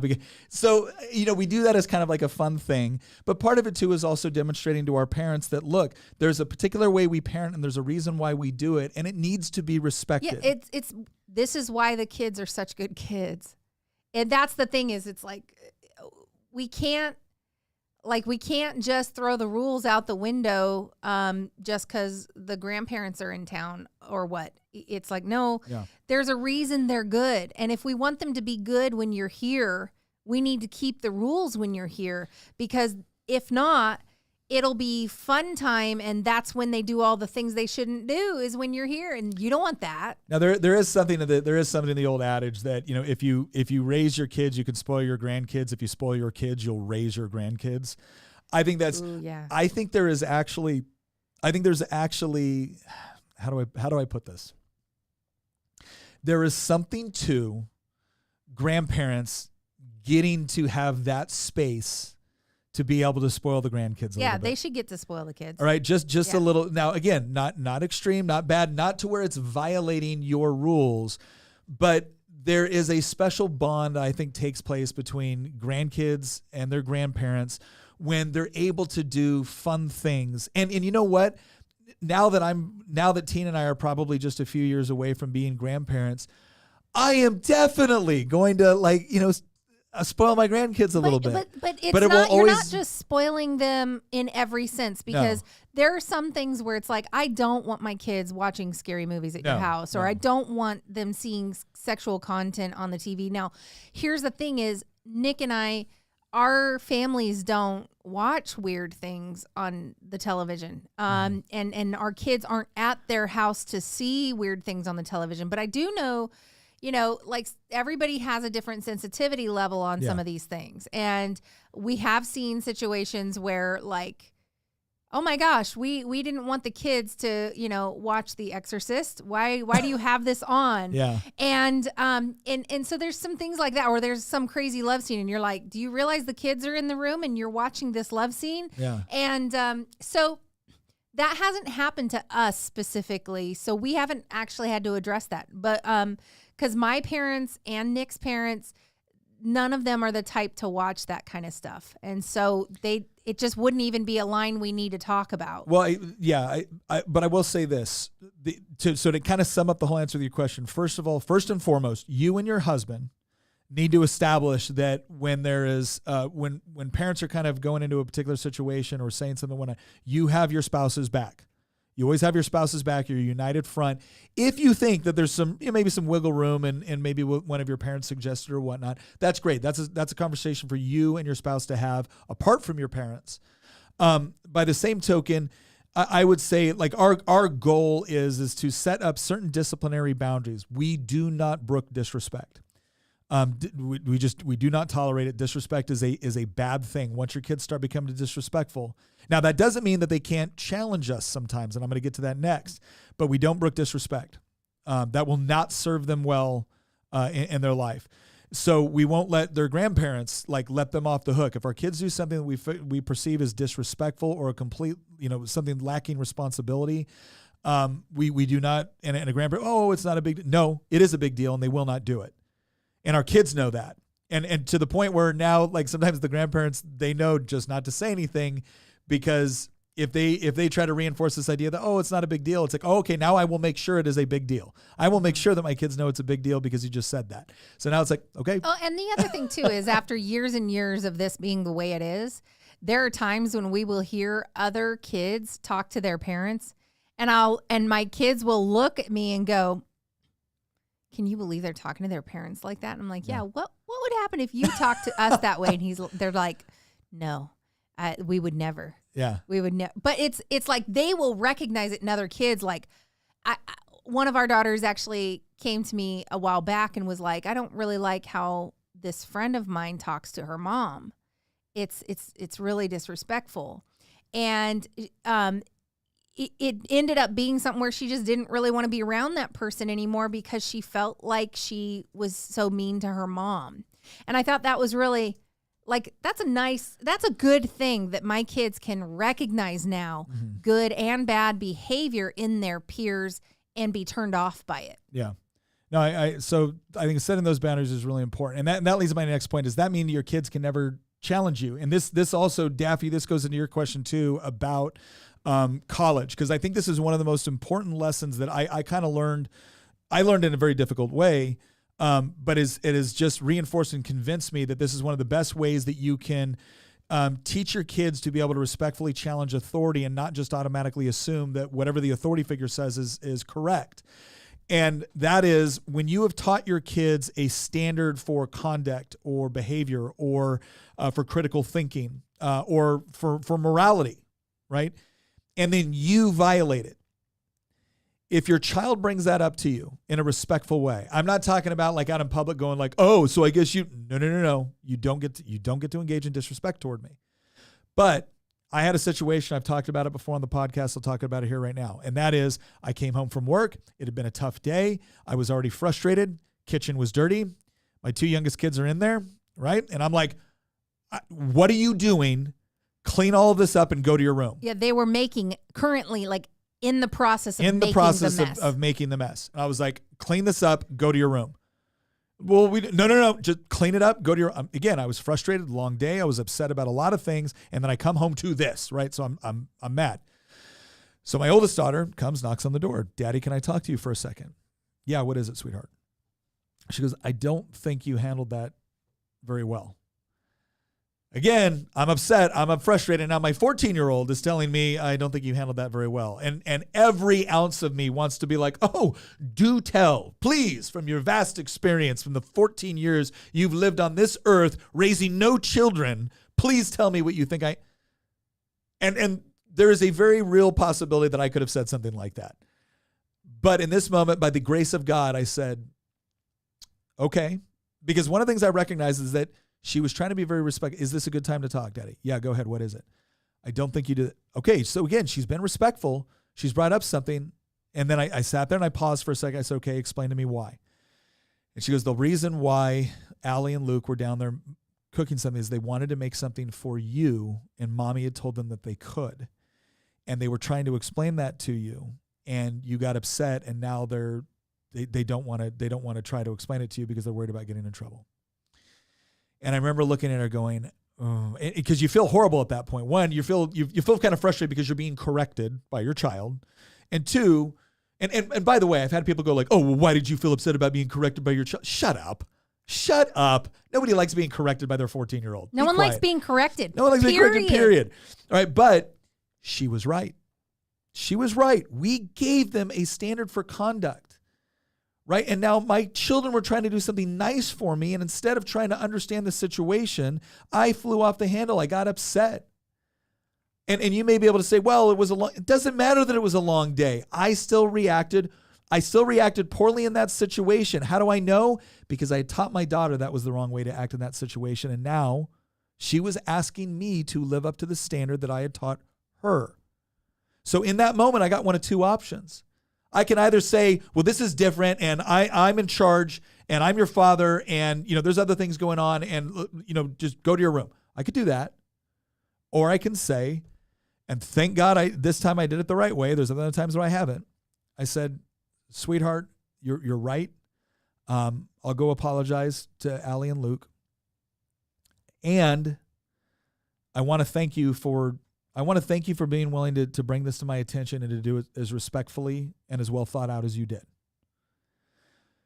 The reason why I think that was important is because ultimately if you're just teaching your kids that you and mom are the standard and what you say goes, because it's our house, our rules, what you've taught them is an arbitrary respect, if not fear, for authority. You haven't taught them right or wrong, just or unjust, truth or false. You haven't taught them that. You've taught them a blind obedience to authority because doing what the authority wants will get you benefits and doing what the authority doesn't want will get you punishment regardless of whether or not it's right or wrong. What happens when they now leave your dominion and it isn't your house, your rules anymore? It's the professor's rules. And the professor says, you repeat this, you get an A, and you do this, you get a D. You do this, and you'll be socially ostracized. You do this, and you'll be socially accepted. If you want to teach your kids to be able to overcome adversity, to be able to overcome bad authority, you're going to have to provide an environment where they can properly and respectfully challenge it while bringing evidence, not just how they feel about a situation, bringing evidence. And then when that authority figure, at a university, if that professor shuts them down or tries to make them feel small, they will recognize it exactly for what it is. Arbitrary authority abusing its power to try to get them to do what they want, as opposed to someone that is dedicated to teaching them the truth. And the response will be, no. I know this isn't right. I know this is wrong, and I'm not giving in to it because it's wrong. I cannot emphasize this enough. It is so important to be able to raise children, to be able to respectfully challenge things, to be able to use evidence, to be able to use logic, to be able to use reason in order to do it. But it really starts in your home because inevitably you're going to teach them something that is good and true and right, and you are going to fall short of it. And if they have the capacity to come to you respectfully and bring it up to you, reward them for that. Reward them for that, because there's been so many other times in my kids' life where they've been in peer groups or teachers or authority figures or whatever else, and they were able to stand strong. And a lot of times those authority figures actually respected them for the challenge if it was done respectfully. Right? It wasn't that they crushed them for it. They actually liked that your children were willing to engage and had a different perspective and wanted to discuss it. But in those few cases where they have been ridiculed for it or someone's attempted to isolate them for it, here's what they found out. Almost inevitably, when they left the classroom or they left the area that they were in, somebody in that group, one of those friends, one of the people that was observing what went on would come up to them and be like, thank you for doing that. See, because their courage at that point gave courage to somebody else to realize they weren't alone. So that's why it is so, there's all kinds of things you can teach your kids about argumentation, about debate, about everything else. But I always go back to that one teachable moment that there by the grace of God, right? It happened the way it should have. I think that is so impactful for your kids, and they will take so much away from that. So I hope that helps answer the question. There are some parents I've witnessed where they don't want to admit they were wrong to their kids because they feel like their kids are going to throw it back in their face all the time, and like, oh, remember this time you were wrong, and just throw it back in their face and like hang it over their head. And my response to that is learned behavior. Mm-hmm. You need to figure out where they learned that from. And if it's a behavior that you do, then I would suggest trying to deal with that. Yeah. Because sometimes it may not be what you've done. It might be their friends. It might be some other authority figure. But figure out where that is and try to dig down to the bottom of that, because we shouldn't be throwing things in each other's faces that have already been dealt with. Yeah. The forgiveness aspect, where it's like the Bible says love keeps no record of wrongs. So if you've got a laundry list of infractions that they thought were already dealt with, that they thought you'd already forgiven them for, or that you had already like come to an agreement on, and you throw that laundry list out every single time they have a new infraction of some sort, then I would say that is the bad behavior, not going and showing your kids that you were wrong, or that you're fallible and sometimes you make mistakes, isn't the bad thing here. The bad thing here is the behavior of throwing it back in your face. Figure out where that's coming from. If you're the one it's coming from, I would suggest curbing it. Yeah. By the way, real quick, if you do have any questions or specific things, like maybe you had an issue where your college student said something, your kid something that you would kind of like our take on, by all means, please put it in there. Just if you could put questions, semicolon, and then put it out there, it helps us kind of identify it among all the chat. So just want to say that out. Go ahead, Christian. Sorry. I feel like that everything that Tina and you just said is especially important for anybody that wants to raise their kid to be a conservative, or at least just not a woke progressive idiot. Not a communist. Because we've talked about this in so many episodes. Virtually every institution in this country is completely has gone through institutional capture by the left, right? The media, academia, Wall Street, even like you go down the list, and the left has completely taken over the workforce in many of these places. Many of these places that your kids are going to have to interact with either at the very tail end of their childhood or beginning of adulthood, if they're going to college or they're starting a job. And so be prepared. Prepare them to face adversity in terms of their worldview getting challenged. Yeah. And you have got to equip them with the ability to defend that worldview if you want them to retain it. Otherwise, that worldview is going to disintegrate the second that they go into school or they start a job. Mm-hmm. And everything's being pushed, all the DEI stuff at their workplace, or critical race theory or any form of critical theory is being pushed in their university. If you don't want them to just join the NPC crowd, you've got to equip them with the ability to challenge authority, if not verbally, at least mentally, when they're, when a certain narrative is being pushed. And so if you simply teach them, how do I say this? I feel like that children are being taught, speaking as somebody who went through this about 15 years ago, and then 10 years ago when I went into the university system, I feel like that children are being taught to respect authority when it shouldn't be respected, and to question authority when it should be respected, if that makes sense. No, I think you're right. I think what we're starting to see more and more now, especially within our education system, is this idea that the education system is supposed to supplant the authority of the parent and replace it with itself. And what it uses as an excuse for that is, well, some parents are horrible. All right, well, some teachers are horrible. I had somebody once tell me, like, Nick, nobody gets into teaching unless they just really care about the kids, because you're just not getting rich. I said, oh, okay. And every doctor is great, and every soldier is wonderful, and every cop is just totally. No, teaching is an honorable profession. That doesn't mean that everyone that teaches is honorable, right? People can have ulterior motives. People can, over time, develop ulterior motives. So no, you don't get to tell me, because this goes back to the whole Thomas Sowell concept of trade-offs within society. Just because you can point to a parent or a whole host of parents that are doing a bad job does not mean that the solution is then to give superior authority over to the government. It's to tear down the family structure because there's some bad parents. Crap. Yeah, whenever I hear this argument. Terrible argument. Yeah, whenever I hear this argument, it's like, oh, well, we need the government more involved because some parents are bad. Like, oh, good. Well, I'm glad no government politicians, teachers, or bureaucrats are ever bad.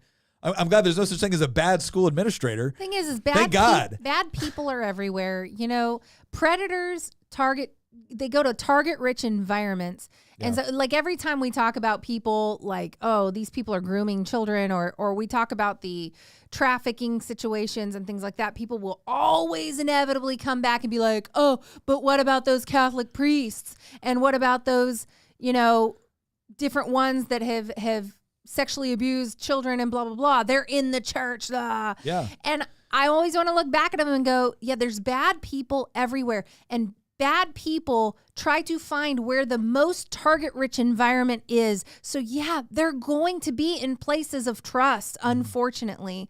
And not only that, but, like, let's look at the common denominator. The common denominator is the sexual deviancy. Yeah. And a lot of times, these are men sexually abusing boys. Yeah. So there's the common denominator for you. Yeah, they don't like that being pointed out. Where it's like, oh yeah, that problem exists. You know why? Because in the left's view, there are no bad people. There's simply this person had a troubled childhood, or you know, unless you're religious or on the right. No, but even then, it's simply, oh, you're not a bad person. You just believe in these things that are not true, and we need to again indoctrinate you into our philosophy, and you'll be the left truly wants to perfect humanity. That's the problem with the left, is that they want to perfect humanity, whereas anybody that's on the right recognizes, even if you're an atheist on the right, you recognize that humanity is not perfectible. And when you recognize that humanity is not perfectible, you realize that, okay, so we need to establish social structures in order to mitigate bad people from doing bad things, because you're never going to be able to eliminate that. This is why we support a limited constitutional government as conservatives or libertarians, because we recognize that you will never have perfect human nature. If you did, then government wouldn't even be necessary. Well, and Brian Betts says, and again, I always appreciate Brian's here because Brian's more on the left, and he challenges things. He goes, teachers don't get paid enough to attract quality. I would tell Brian, I said, that's kind of a veiled insult toward everyone currently teaching. The other thing that I would say is that I think we also need to ask ourselves, if we really believe that is the case, that teachers don't get paid enough in order to attract quality, then we need to ask ourselves, okay, well, the government's been running it for how long now? So maybe that isn't maybe the approach that we should look is to not just simply say, well, more money is required. Maybe we should ask ourselves, if more money being required has been a problem for a long time now, even though the money has steadily gone up with respect to expenditures, why do we continue to believe that the government's going to improve the situation when they've clearly failed to do so? This is another part where I look at this all the time and I'm thinking, my gosh, like why? Again, I am willing to address, I'm willing to consider a problem, and I'm willing to consider approaches, but only if we're willing to actually look at objective criteria whereby we can determine whether or not a positive outcome was met. And if it's not, you don't get to continually tell me that the solution is, well, we just got to double down on what we're currently doing. All right, question. My mother is a bit of a religious conspiracy nut and made a comment that she thinks the world is ending. My wife and I are concerned now with her around our toddler and bringing him food. How would you handle this? I love my mother, but we are concerned about his safety now. I'll tell you this. Your primary concern as a parent is for your child, not for your parents. So if you really are genuinely concerned about that, well then, again, you're going to have to determine what the boundaries are, because I can't look at I don't know all the specifics of the. Well, it depends on the age of the child too. Yeah. Like if you can talk to the child, how old did they say how old the child was? Well, if you're honestly concerned about someone bringing your child food, that's a whole new level of concern with respect to, actual physical harm for your child. And so you need to ascertain that, okay, if you believe that anybody, to include a parent, is a potential physical threat to your child, well, then that relationship needs to either be severed until there's a correction, or there needs to be incredibly heavily controlled monitoring for how that interaction takes place. Yeah, it depends. The food aspect is what made that weird, because if there was something where it was like, oh, they've got some weird conspiracy theories. Well, the way we deal with stuff like that, because we have family members that are on the left and who are like to me, kind of a little nutty on the left, and we just mitigate it by talking to the kids and being like, hey, they kind of don't believe some of the same things we do. So just kind of take what they say with a grain of salt. And if they say anything that makes you curious, let's talk about it. I think the thing to always keep in mind is that whenever you're interacting with like parents, there is and grandparents and things like that, the thing to keep in mind is you're usually dealing with trade-offs, not solutions. So in many cases, not all, interaction with grandparents can be incredibly helpful and beneficial to your children's development. It can be beneficial with respect to you and giving you a little bit of a break as a parent so you can focus on your marriage as well and having a date night and things like that. But if it ever transfers over, there's a difference between I'm tired of grandpa and grandma giving the kids too many sweets and I think grandpa and grandma are going to hurt my kids. If grandpa and grandma are going to hurt my kids, no. But understand that that's something that you want to make sure is a very real and genuine concern. So I think it's just kind of distinguishing between. I'd like to know more on that question. Is the food aspect of it because the kids have food aversions or allergies or things like that, or are you worried about her tampering or making the food dangerous for the kids? That's the question there. And I think that like it ultimately, and a lot of grandparents don't like to hear this. And, like Nick's mom and I were in this conversation one time and she was talking about one of somebody she knew whose daughter-in-law wasn't letting her see the grandkids. And my question was more of the side of, well, why? Like, what's the whole story? And since Nick's mom knows this lady, she's like, she's a wonderful lady. I don't know why they would do this. And so I think that sometimes you've got unreasonable boundaries where it's like parents are so possessive of their kids, or maybe their worldview is so different from your own that they like fear what you might say to their kids. So like maybe you're a Christian and the grandma is a Wiccan or something like that, and you're like, no, the kids aren't coming to your house, and like, well, and maybe that they can still be interaction. It just needs to be supervised interaction, right? That's the part. That's the part that you're going to have to determine. There can be like unhealthy grandparents who are actually abusive, and I mean, I won't go further into that, but like I know of family situations that are in the past that were not healthy, and it wouldn't have been good for the kids to go to the grandparents. So it just depends on what kind of upbringing you had. Like if your parents abused you growing up, I wouldn't trust them with with the grandkids. Just because they didn't abuse, or just because they abused you, doesn't mean they won't also abuse your grandkids or the kids. And that's I think where you just draw the line and go, no, you're not spending time with them. Ben Crabtree asked, question, how did you go about curbing behaviors in your kids when they were under 5 that weren't acceptable? Example, 4-year-old boy constantly bugging his 2-year-old sister. We've tried most things. So that's a good question. And a lot of times, things like that can be difficult. I will say that when you're talking about kids under the age of 5, they're generally not responding to a great deal of, intellectual explanation for why they shouldn't do something. You're not going to have theolocution. You're not going to have an Oxford style debate on why. So I that's where I think that there is more room for prescription as opposed to explanation. So the prescription is that the consequences have to be delivered in such a way to where the 4-year-old understands that bugging his sister, one, will get an immediate response and will always be something that he doesn't like. So you understanding your children and what they might like or prefer, or how to go about doing that is good. And now, again, we always clarify, we're obviously not talking about doing anything that would fall into the category of like abuse or anything like that. But that's the thing, is that a lot of times what ends up happening is that as parents, we're tired or we're busy or we miss it sometimes. And when a young child engages in a behavior that we don't like, we're inconsistent with respect to how we deliver the consequence for that. And I would say that the more immediate the response and the more consistent the consequence, the closer they are to making a mental map, right, in their mind of, if I do this, this is the consequence. I don't like this consequence, therefore I won't do that, right? So I think there's a lot to be said for immediately intervening when something starts and having a very, very consistent consequence that they can't get away from. Again, that doesn't mean it won't take longer sometimes for it to like click in, and there may be different ways that you can adjust the consequence. But I do think the consistency of the response is absolutely required. Otherwise, they're just challenging the boundary. Like, oh, well, I got in trouble this time. I didn't get in trouble this time.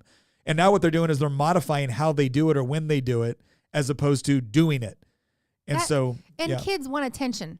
They want attention. It can be good attention or it could be bad attention, but they will do whatever will bring the attention. And so, maybe they're having a little bit of fun while they're trying to like pester. I mean, little kids pester their siblings. They just do. But possibly there was something we kind of talked about when our kids were younger along these lines where it was like, okay, I can't give them all the attention can't be negative attention. Yeah. And so I have to catch them doing good things, or I have to pull them out of this environment and do good things completely separate from that bad behavior. And then come down on the bad behavior.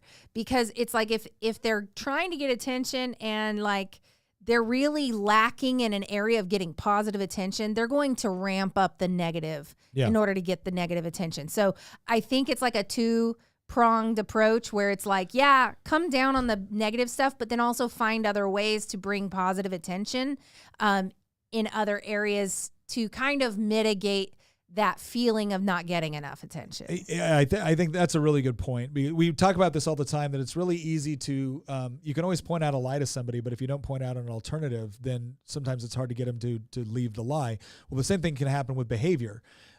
If attention is what they're seeking and the only time they get attention is when they're being disciplined or when they're doing something like that, well, then that's the way that they get it. And so, if you're adding the positive, then you're not just telling them where not to go, you're telling them where they can go. And that's important. Question from Lego Spartan. When it comes to preparing your kids for independence and letting them be their own person, how would you let your children know mom and dad are still there for them, but no longer over them? This is a great question. I think it really comes into the idea of rewarding maturity. So some people have this idea. We run into this with parents sometimes where they will look at something and they'll be like, you don't let your kids do that? No. Or those, oh, you do let your kids do that? Yes. Well, aren't they too young, or aren't they too this, or aren't they old enough to do? We reward maturity. Right? So nothing special happens when you become 13 or 15 or 7. Nothing special happens. Nothing special happens. Still you. Good habits, bad habits, still you. So I believe that if you're rewarding maturity, well, then once again, what are you reinforcing? You're not telling them that there's some arbitrary age that once they meet it, they can do what they want.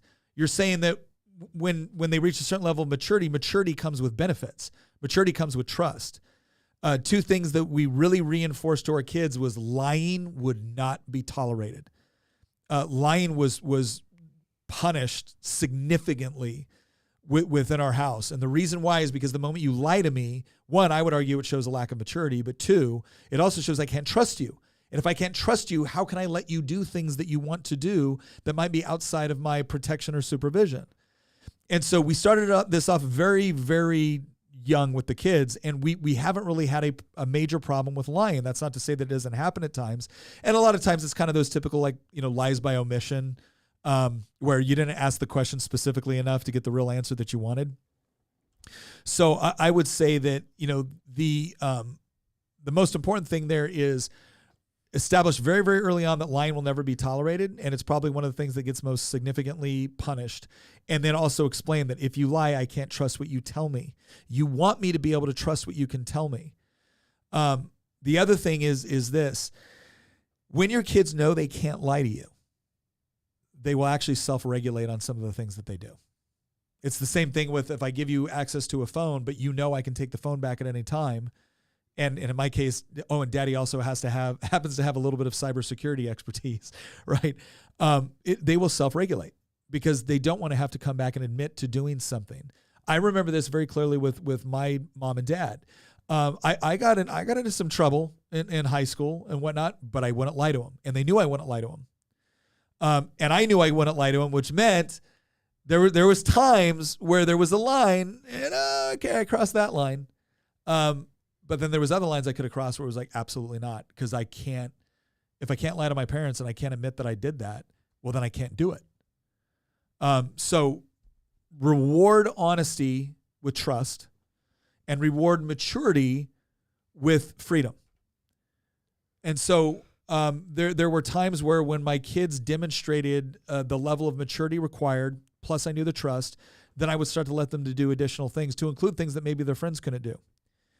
Now here's one area where I've gotten crap from so many people before on this, and I'm going to tell you right now, I don't care. And that is, you don't let your kids date? No. Well, when can they date? When they're 18. Why can they date then? Well, because they're adults at that point. But even then, there's going to be boundaries with respect to what they can do in my home. And I've had so many people tell me, well, was that a rule for you when you were growing up? No.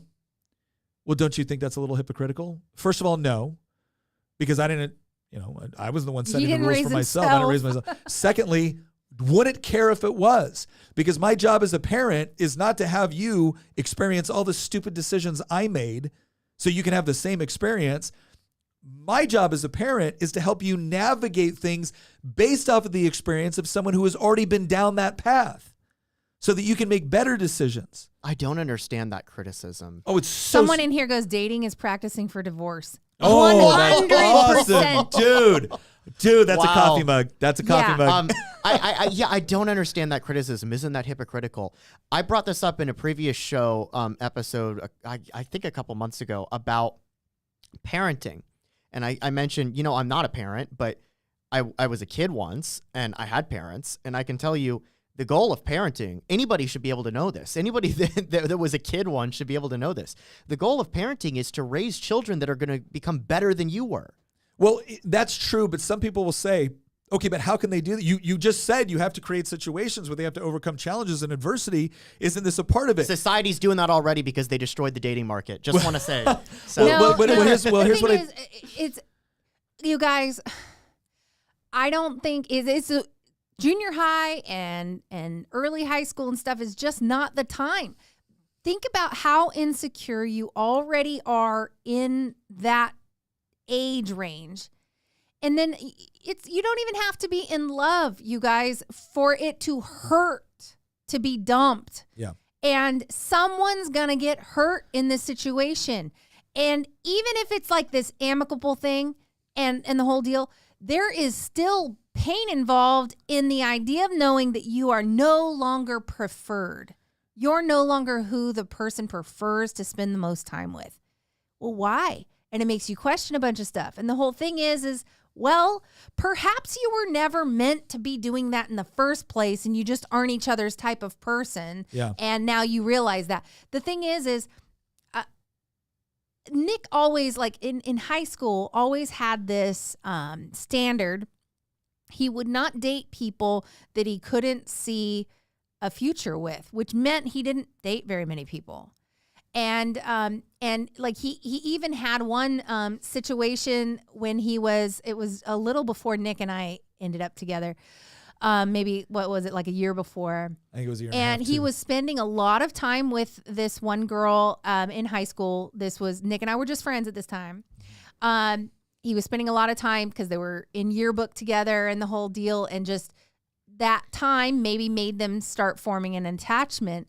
And he felt really, really awful because even though there was sort of an attachment formed, he did not see a future, and he had to say so. And it hurt her and it hurt, him to have to say so. Well, I felt like a jerk because at some point, I was flirting to a degree that, was a little bit leading on and things like that. And it was like, you know what, I'm being dishonorable because what I'm doing is, I'm saying I enjoy this, attention and great person. Like I really did. I mean, like her and the whole deal. Yeah, like as people like attention. Yeah. And she was a wonderful, wonderful person. Right. Yeah. But it was like I knew that we probably weren't going to go anywhere farther than that. And so what I was doing right there is, it was kind of egotistical and narcissistic. As though I like this attention, so I'm going to foster it, even though, and that's the thing is that people will look at this. Well, this is just dating. It's just fun. No, it isn't. You don't use each other that way. You're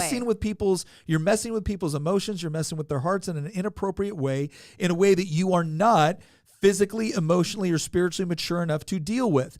And so what I tell people on distinguishing between what are challenges and adversities and experiences your kids need to have versus, here's what I go down to. Here's the threshold. On this side, there are bumps, bruises, and scratches. And on this side, there are scars. Yeah. Right? Go out here and in the world of bumps, bruises, and scratches, when I can trust you and you've demonstrated maturity, sometimes you're going to bump into the real world and you're going to get one of those. But I'm there you're not supposed to leave your childhood with a bunch of scars that are going to be with you forever.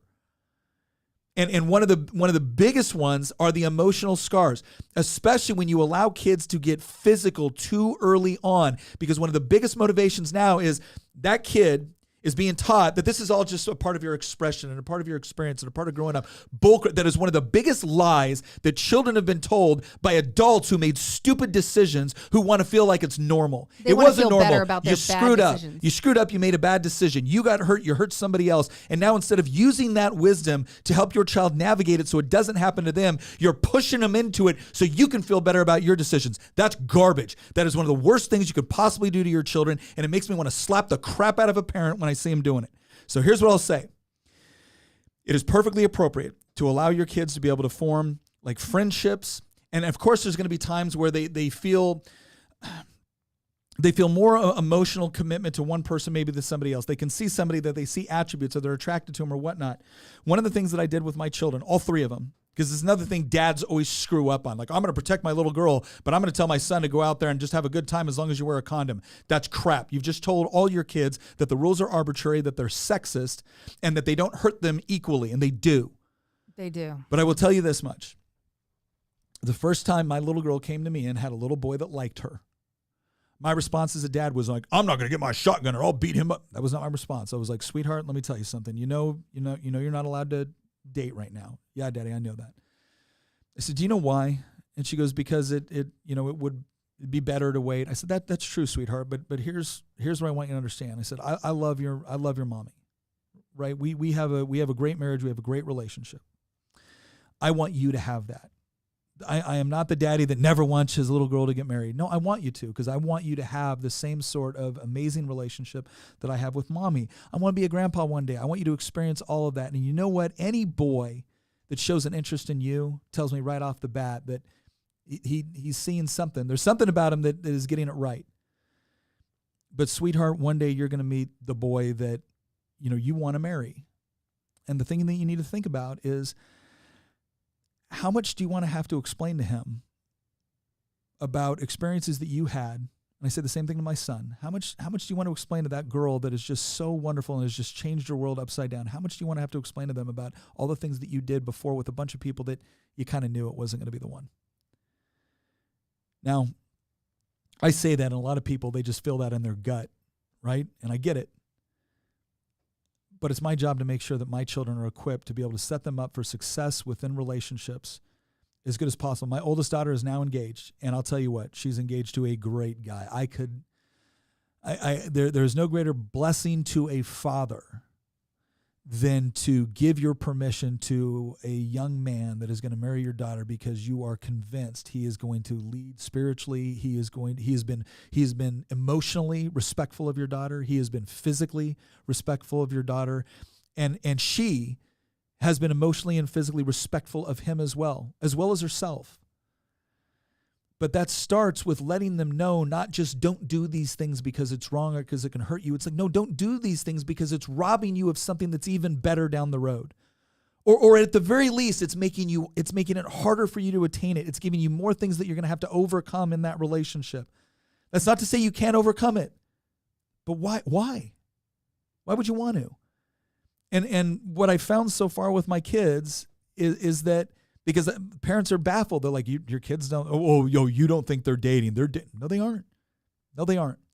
I know, because I talk to all three of my kids regularly. Or the ones that are like, oh, your daughter's totally probably having sex with that guy. Oh, yeah. Blah, blah, blah. First of all, when people tell me that. I hate when people do that. People tell me that and they think they can just say that to me as if that's not like horribly insulting of my daughter.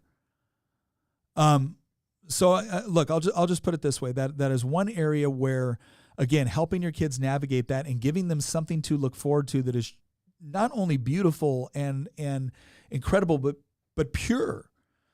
That's a wonderful thing. And that is one of our responsibilities as parents. And I will say this, I get told all the time, oh, that's archaic, or that's puritanical, or that's whatever else. Don't care. Do not care, because I have seen the success. I've seen what that produces in my own life and my own marriage. And I'm now getting to see what it's produced in my older daughter's life. And again, the people that always talk the loudest crap to me are also the ones wondering why their children constantly find themselves in these emotionally damaging, sometimes physically damaging relationships at a young age. And then they want to sit here and tell me I'm doing it wrong. No, sorry. Yeah. I don't care what book you read.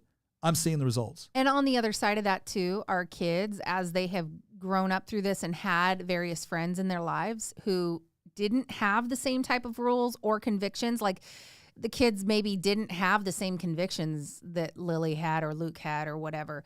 And neither did their parents on this level. And so, it's one of those things where our kids then are able to see the outworkings of those decisions and be really turned off by it. Like, I don't want to be like this girl that's all giddy over every single boy and boy crazy and all this stuff.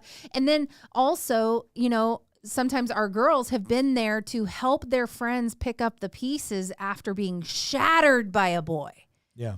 And then shattered by the next boy, and then shattered by the next boy. And that's the thing. And that's like, they have watched this happen over and over and over again with some of their acquaintances and friends. And every time our daughters will be like, you need to work on you. You need to just work on your own life and not be focused on the boys, and maybe don't date for a while or whatever. Or you need to shut that relationship down and don't let him message you anymore, block him or something like that. And inevitably, they will never take the good advice, and they will always wind themselves back up into that horrible position again, because it's like this vicious loop cycle. And our daughters are able to see it and go, I don't want that for my life. And so we've seen the outworkings on both sides of it. Yeah. And one side's really not pretty. Jeff asked a really important question here. Suppose you do come out of childhood with scars. How do you suggest someone heal from that? Oh, yeah. All right. So that's an excellent question, because I think most of us do. Right. And even if as a parent, you've done everything you possibly can to prevent those scars from taking place, sometimes things happen that you weren't able to control, and it just takes place. The people that I have seen that have been able to come out of those like really just awful things that happened to them as children that never should have happened to them, beyond their control. And this is why this is such an important conversation for what we're dealing right now with this struggle for identity within culture. The people that I've seen come out of childhood with scars that have healed and have turned something that was intended for evil or shame, and they have turned that experience into something that made them stronger and more resilient, are the ones that don't question the source of their identity. And I will tell you, I think one person already commented this. I'm not trying to give you a Sunday school answer of, just like Jesus. But I will tell you this, and I would ask you to consider it. The people that I know that I'm very close to that have come out of scars, their identity is sealed in who God says they are, not who everybody else says they are, not the sum total of experiences they had no control over. And being rooted in that identity has allowed them to look at horrible things that happened in the past and say that there is something that can come from this, where it should have never happened. This is not about justifying what happened. It is more about saying, but I will use what happened in order to make sure something doesn't happen to my kids. Or I will use that awareness to make sure that I navigate more in a way that is careful for my kids. I will use that experience in such a way because it doesn't define me. It is a scar I carry, but it is not. Do not make your scars your identity. That's what it comes down to. I see so many people doing that now. They think that if they take their scars and they turn it into an identity, they'll take ownership of their identity. No, you don't. You let the scars take ownership of you. Win your identity. and I say this very personally, when your identity is rooted in Christ, then there will be times where there are bruises, there will be times where there are scars. Believe me, I know what that feels like. But they don't define you. They don't define you. And I think that is the best possible advice I could possibly give, is when you're solidified in that, and then you're able to look forward as, okay, I will use my experiences to turn something that was intended for evil or something that was intended for shame. I'm going to turn this into something that I can then use to bring something to help somebody else through that process. I think, again, that's the best answer I can give. It's the best answer I can give. Nick, I have a question. Yeah. That I think is actually pretty important for a lot of people in my generation and younger, which is kind of the opposite of what we were talking about before with like dating and relationships. We've had episodes before talking about the rise in loneliness, especially with young men, but across both sexes, and the breakdown of the family. People aren't getting married anymore. People aren't going out and talking to other people. They're not dating. That's actually the thing. And so when you guys keep bringing up this whole, well, we have this rule, no dating until 18, and everybody's so shocked about it, I'm sitting here like, that's not shocking at all, because nobody's dating anymore anyway. And, that's what people are doing is hooking up. Yes, they're hooking up, but nobody is. It's like 30% of men under the age of 30 are virgins, and that's rising. Men have dropped out of society altogether in some ways. We've done an episode on that late last year. Like, there's so many men that are checking out, and there's so many women that they're now getting into their mid to late 20s, and they're upset about the fact that they haven't been able to settle down with somebody. And, body counts are rising for a lot of those people. And so like the dating market as a whole is just totally broken. Yeah. We have these Pareto distributions where women are basically being told to adopt the worst aspects of masculinity that had historically existed. And I said it before that, like, women are being raised to be like men in a terrible way, and men are being raised to be like women in a terrible way.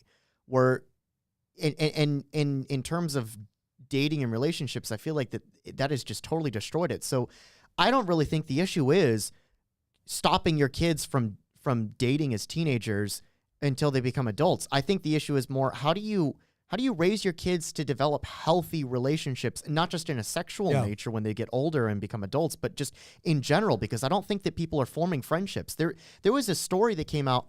We haven't had it pulled up, but it just came to my head. There was a story that came out that showed something like 1 in 4 people in Gen Z say they literally have no friends. No friends. Yeah. That's unheard of historically. Like, people are just becoming lonely. I'm not really seeing that. I'm totally seeing that. I feel Tina. like maybe by example is probably the best way. This is a generational divide here, I feel like. No, it's not, because I have kids and they all have big friend groups. It's an exception. That's an exception to the rule. Let's not fight over whose experience is more valid. Here's what I will say. To the extent that more and more people are finding themselves not having friends, not finding healthy relationships and whatnot, what I have seen take place on social media is the two camps form, right? The feminist camp and then the all women suck camp, right? Like these are the two camps that I've seen form. And what I look at is that both camps are bringing up certain aspects which are legitimate, right? But then they're prescribing things which are horrible. They're prescribing things which actually exacerbate the problems that are being addressed as opposed to resolving them. Now, here's the only thing I can tell you.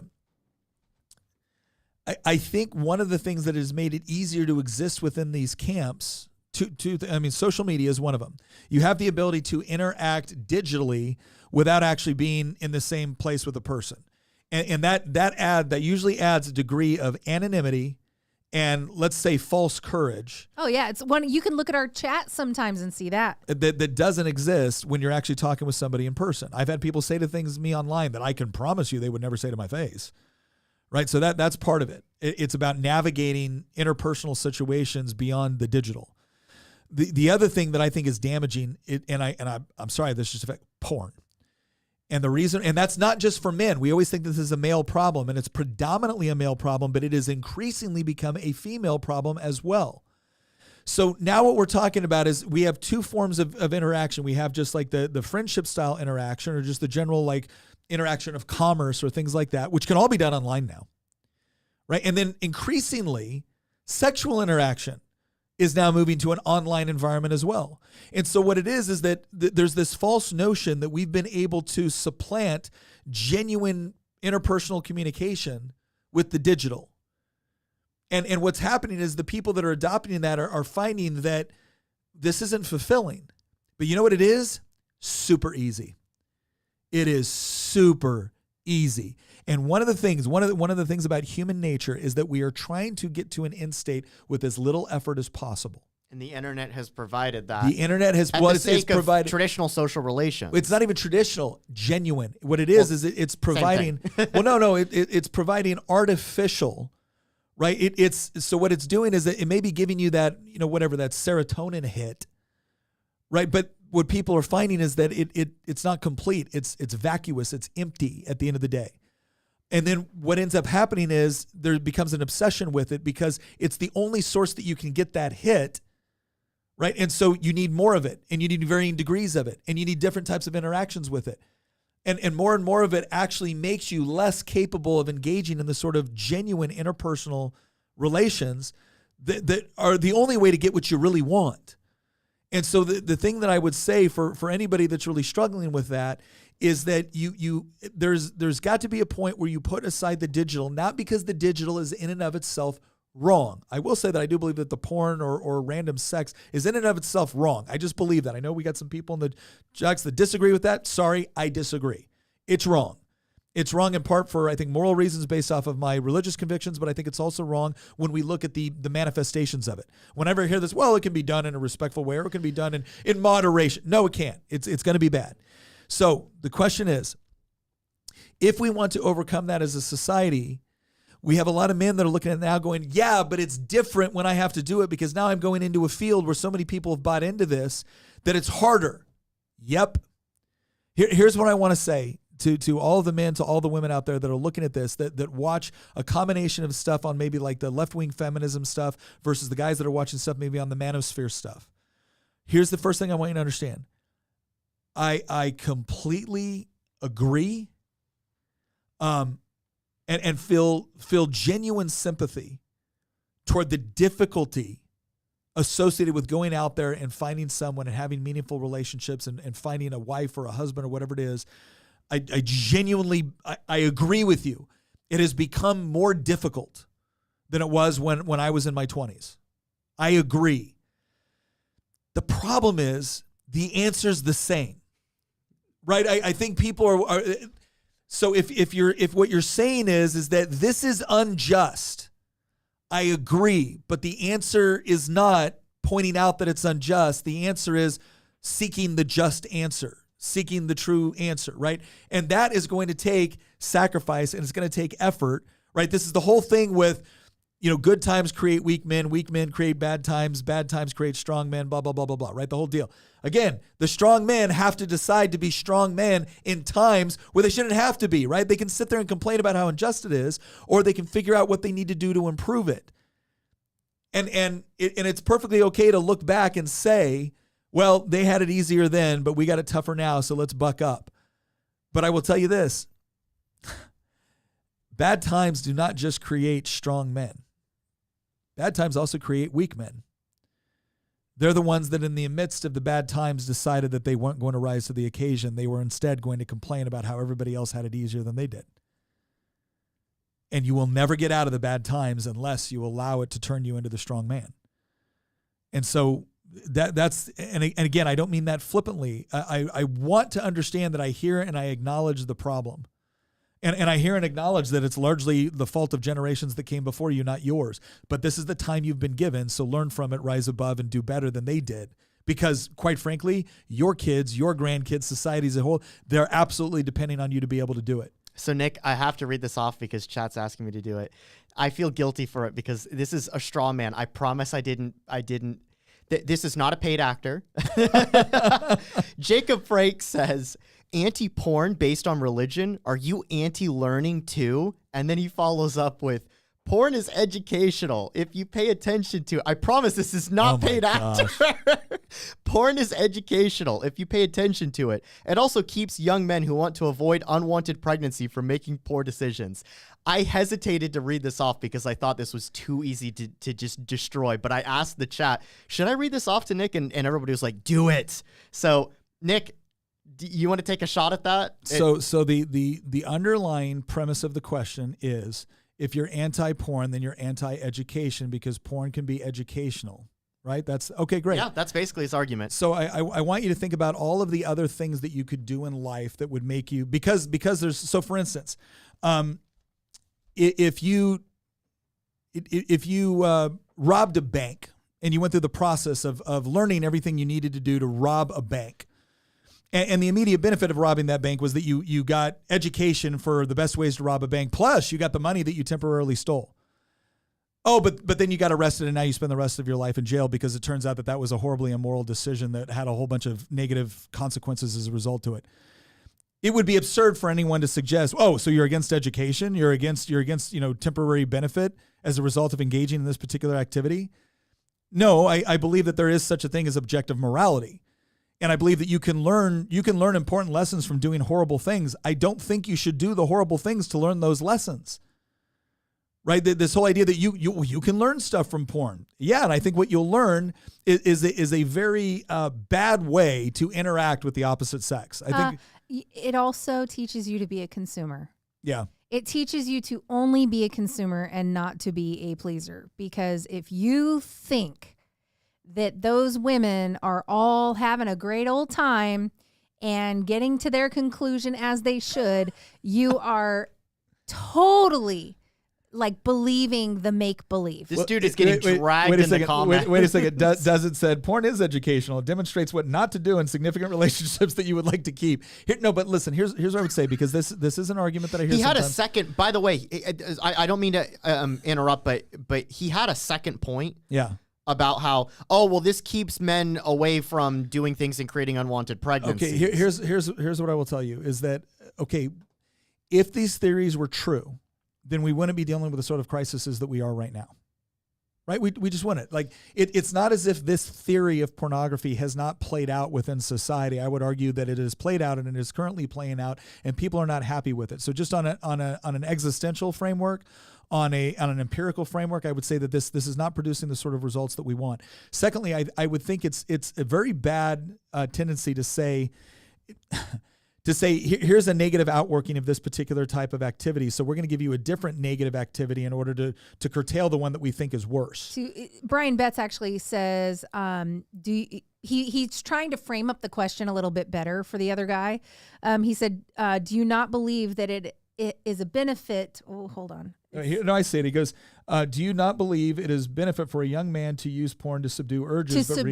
Urges. And what I want to say in addressing to subdue. And he even says, to Brian's credit, he says, but reality is there are other ways. That's what Brian says. Of course, there's other ways. But the reason why, like, do we say that about anything else? Would you say that about child porn? Every child predator, what do they do before they ever infract? They try to find child porn to subdue their urges. It doesn't work. All it does is feed it. It feeds the machine. I mean, look at the scientific side of this. They talk about, these little neurons in your brain and the dendrites and things like that are firing off, and the fact that porn creates a superhighway in your brain for this, and it's like a glitch, so they can't do the workup anymore, and it causes them to all, like, so many of these guys end up with ED. So if you want ED, go ahead, do it. And that's what I'm saying is they oversensitize themselves to the point where a woman can't really satisfy them anymore, and they got to get kinkier and kinkier and kinkier and weirder, and then they're watching snuff films. And I'm telling you right now, it all just compiles on itself and gets worse and worse and worse. And it's because it feeds that sort of addictive quality of dopamine in the system, and it's an unnatural level, and so you won't get the right amount of dopamine when you're with a real woman. And then guess what? They're also teaching you techniques that actually don't work and are ridiculous and make you think that, oh yeah, I'm really pleasing this woman, when in reality, women have never been less pleased in their sex lives than today. So there you go. Yeah, I think when you're not me. I'm totally happy. Oh my god. Sorry. The idea. This is an episode about children. the idea is when you're replacing the genuine with something that is artificial, and that's what this is. You're replacing it with something that's artificial. You're not, and it's not just artificial, but in many cases, there's problem within this industry as a whole. But then I would say that even if you have a case where you're just talking about consenting adults, you're still running into problems because I think it creates, I think it perverts the nature of what sexual interaction is supposed to be like. Now, some people will look at me like, well, Nick, I disagree with your Christian mores with respect to sexuality. Okay, great. You and I have two different truth claims. Your truth claim is that sex can be more promiscuous or can be all these other things. My truth claim is that it's meant for a very specific relationship. Okay, I've lived my life believing that. So again, we can challenge each other's truth claims, but I would say that I believe that the empirical evidence overwhelmingly supports what I'm saying. And I think that there's not only, it's not just the empirical evidence, I think there's logical reasons for that as well. Because when you're creating in your mind an expectation that anytime you want to satisfy a particular urge, then the appropriate thing to do is to go watch two strangers, engage in varying degrees of activity, right? And that's the way that you're gonna address an urge, which in reality is a desire for hopefully a healthy, emotionally stable relationship with another person, right? That's ultimately what's going to feed that urge in a positive way versus feeding it in a negative way. Now, if you're saying that, well, my gosh, it could be fed in a horrible way, so let's feed it in a less bad way, or we could just feed it in the good way, right? Like, so I don't know what to say. Like, I don't think the standard should ever be, well, okay, let's move it from this over to this, especially when this is demonstrated that one, it never gets you here, and it's more likely to actually push you to the worst manifestation of it, not actually subdue the more, There's no strength in nurturing and like indulging yourself in urges. You don't get stronger that way. You don't get better that way. All it is it's like you're trying to keep the beast fed, to a point where it doesn't completely starve and so that it doesn't come out and eat you. Well, and I kind of look at that and go, why can't you strengthen yourself and build yourself and work up to being a better person and being a better man, being a better woman? Like, that's what it's going to take. Well, and I'll say this to your point as well about like, okay, what is the message for, and we've kind of gone off what the original topic here was, but we're trying to follow the questions too. I really do think it is this idea that you're going to have to overcome hurdles that I didn't have to overcome right at the same age group. All I can tell you is that the work that you will have to do to overcome the hurdles will also put you in a position. Well, by the way, I wasn't thinking of just me. No, I was more thinking of people like 10 years younger, 15 years younger. I'm talking about the hurdles of society too, right? Like, so that's what I'm talking about. Generalizations. So it's not just me; it's also a rhetorical. No, I know that's what I mean. I'm saying you brought up the question. Yeah. We're talking about we're you're 29. 29. Yeah. I'm 43. Definitely not a kid anymore. All right, but so I'm more worried about somebody that's like 15 to 20. Yeah.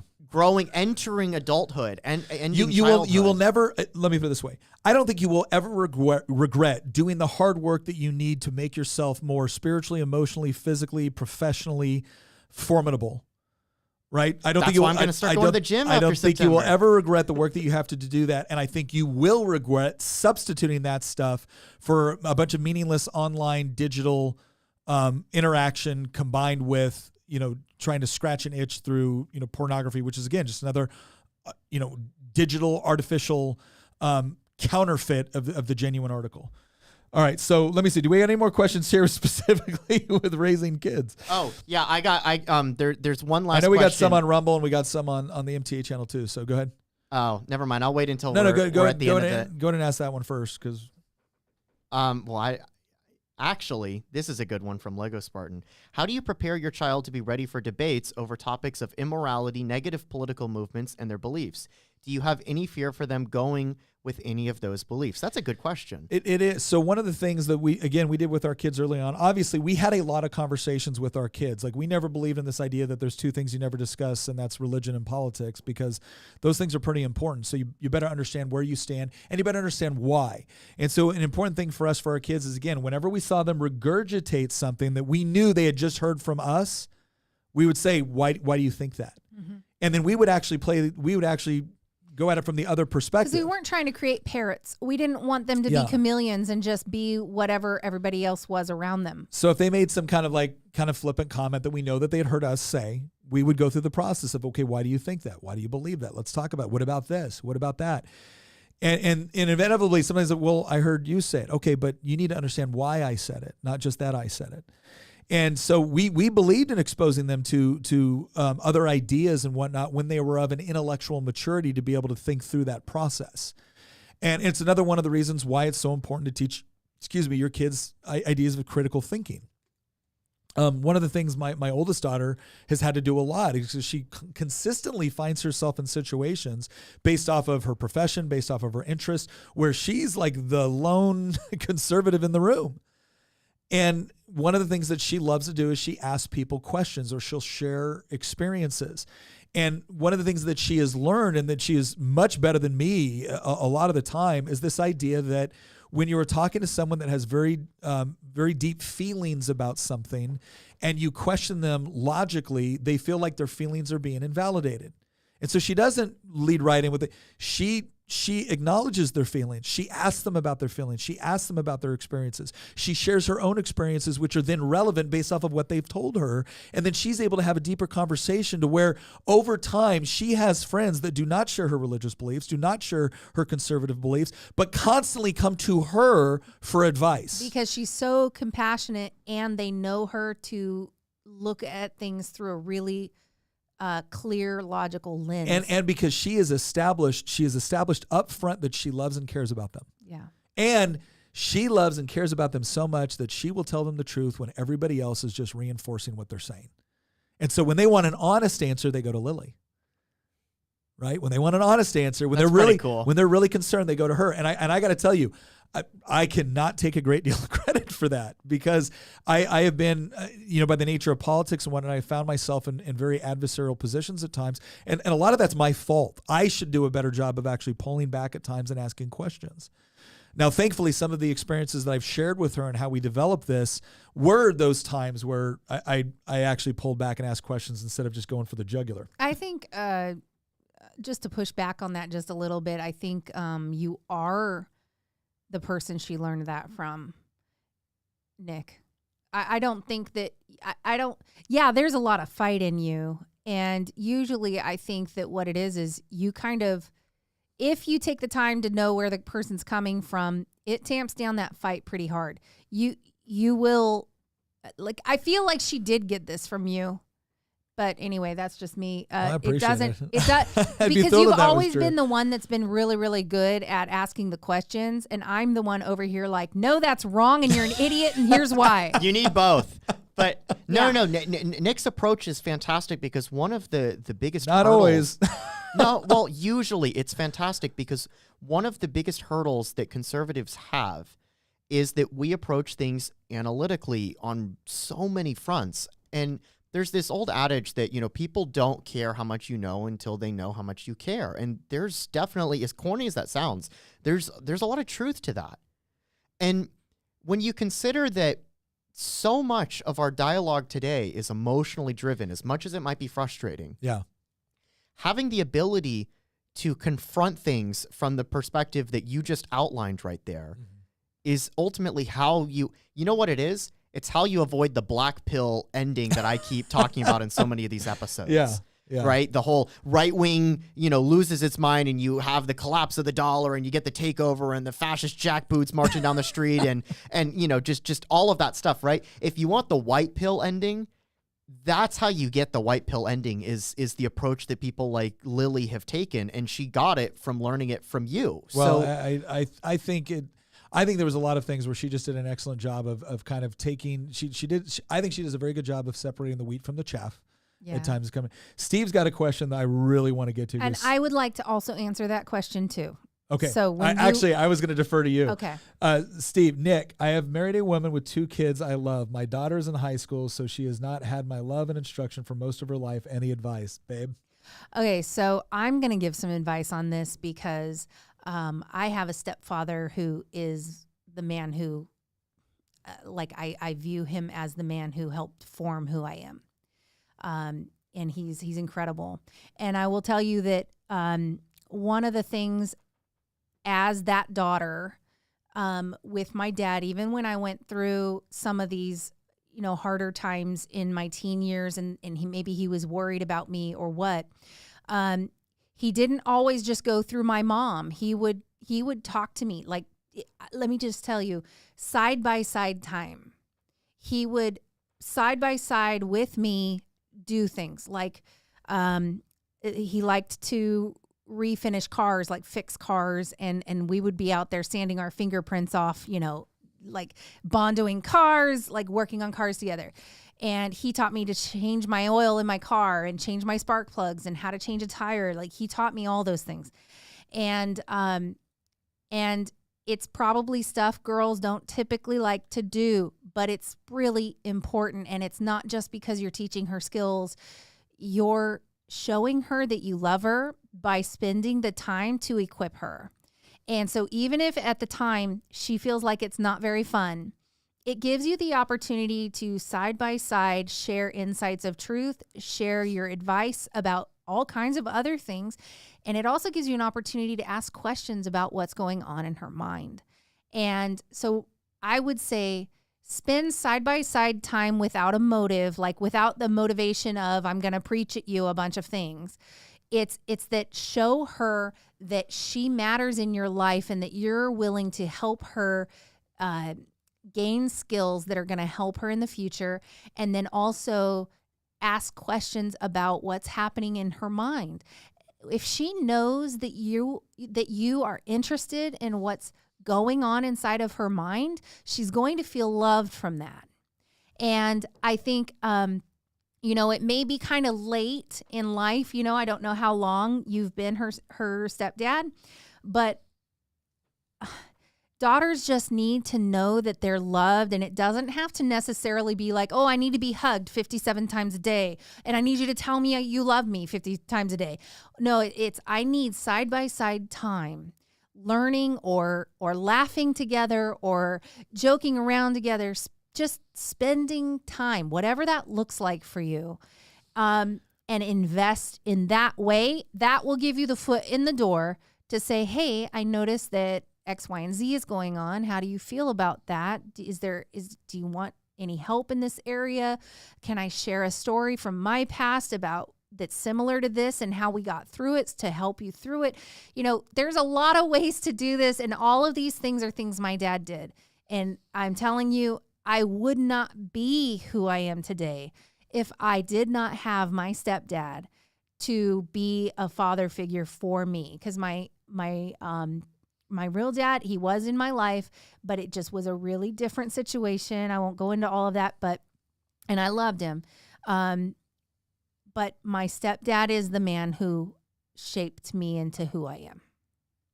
So you have an opportunity, and I think, you can make a massive difference. And that's for like all dads who have married into a step situation. You can make all the difference in the world. Hamilton, you got one? Yes, sir. Got a question here from Roya on Rumble. Roya, I apologize. It's taken us so long to get to it, but I wanted to hold this to the end. She has a comment and a question. I hope your kids will carry on your parenting legacy. Speaking of which, how can you make sure your kids continue on with your parenting legacy? I think that kids are I think all of us are kind of hardwired to replicate what we experienced, which is why that's not just a positive thing; that's a negative thing. You'll see a lot of people that grew up in a particular situation that it's kind of their default when they don't know what to do. They'll start off their life with "I will never do X, Y, and Z," and then when they're frustrated and they're tired and they're angry, they revert back to what they grew up with. And so the best thing that you can do is, again, model. You're the lesson taught by example will always stick with someone better than the lesson taught purely with words. And so if their experience was one that they had, that they appreciated, that they enjoyed, that they learned from, that they find security in, then that is going to be their default when they're in a similar situation. And they'll also have an opportunity to build on what you did right and to make it even better. So I think that really is the initial answer. It's creating an environment that they want to replicate, because they're probably 9 times out of 10, they replicate what they experience, whether they want to or not.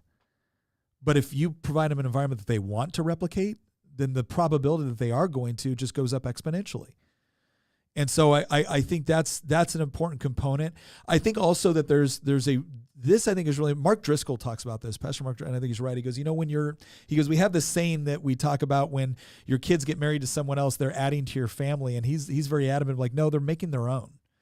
And that doesn't mean you're not a part of it. And that doesn't mean it's not important. And that doesn't mean you can't love them and interact, but it's their family.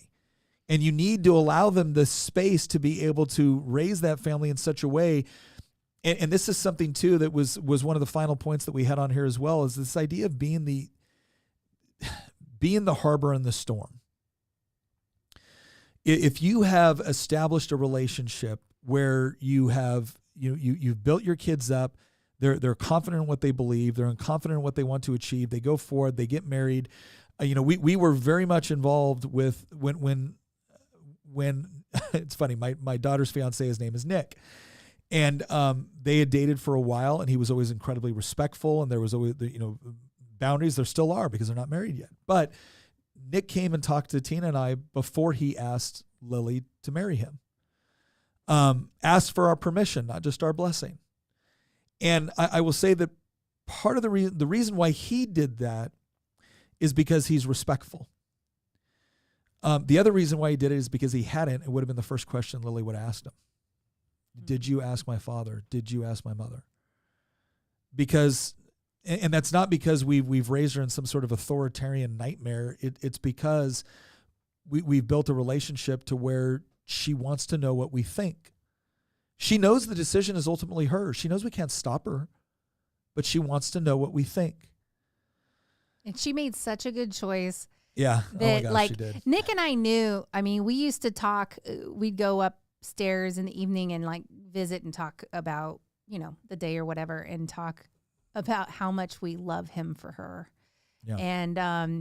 And we could just see so quickly that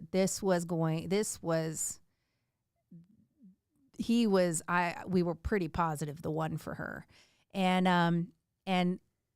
So it wasn't like pulling teeth to get us to give permission. Now, of course, we did ask some really hard questions. Oh, yeah, we did. And but mainly because I think it's important for parents to know if there are any issues to be worked through before a marriage like that, or anything where it's like, this is really bad, and she's gonna need to know about this. Like, basically, informed consent. We need to know, what are you getting into? And is it something that you can overcome? Yeah. And so we asked all the hard questions. It's just, we knew him so well.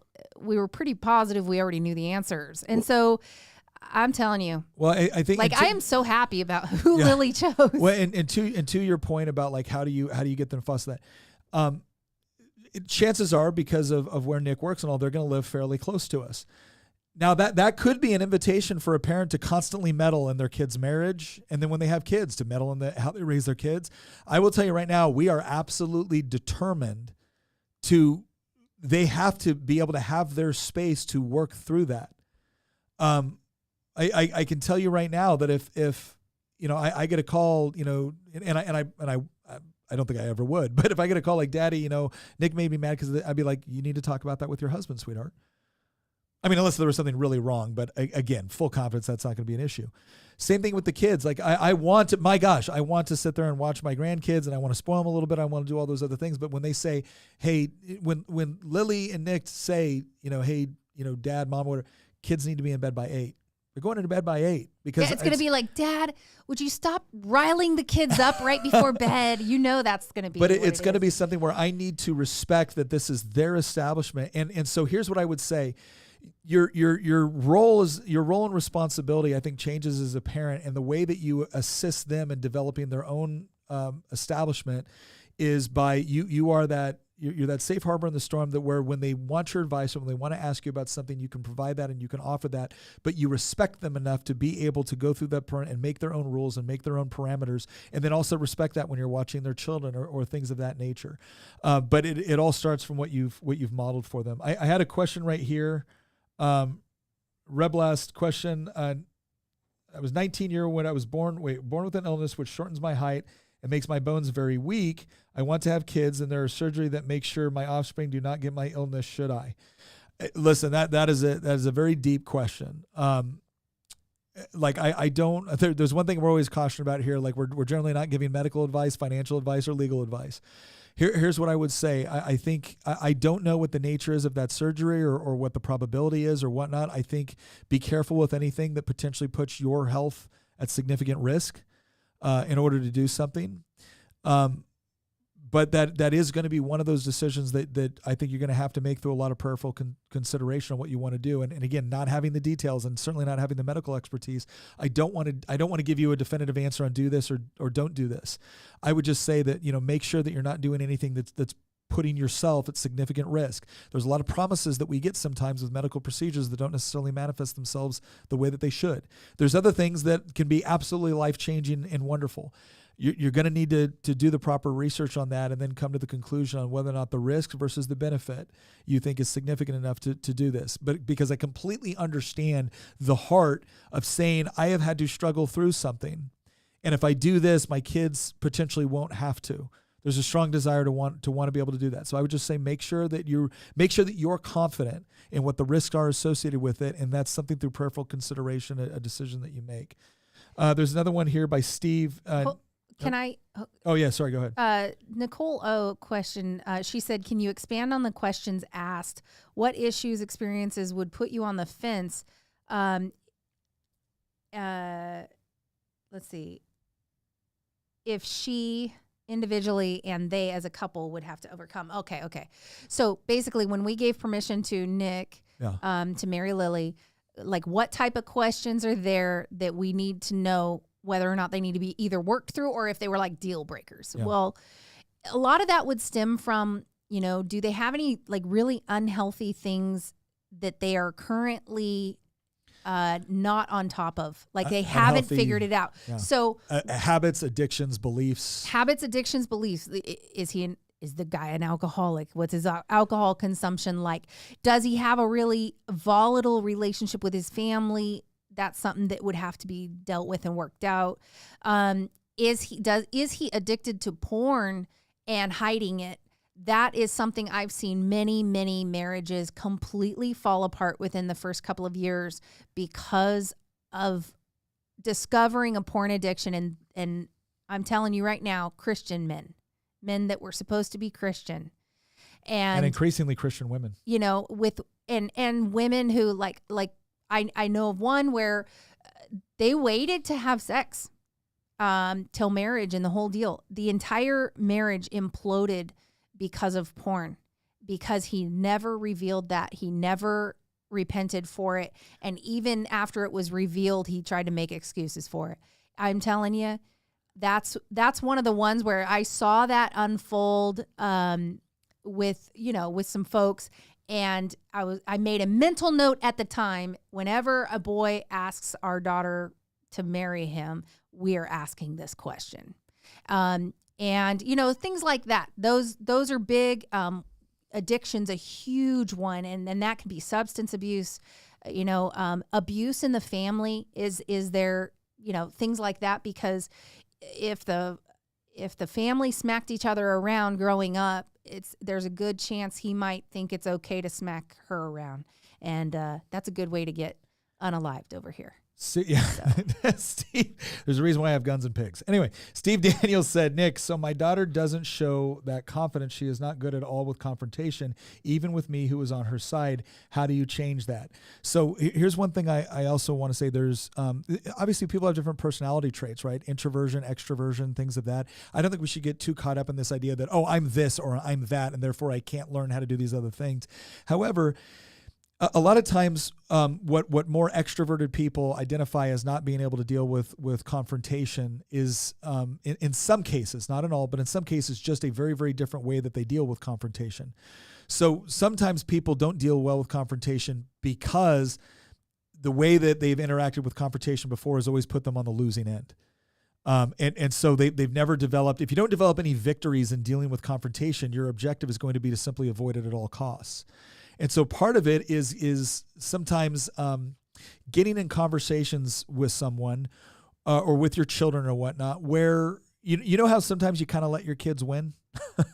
I'm not saying to do this all the time, right? But there's a certain amount of struggle or back and forth or play or whatnot where they kind of learn that, hey, they can win. When they do a good job, they can win.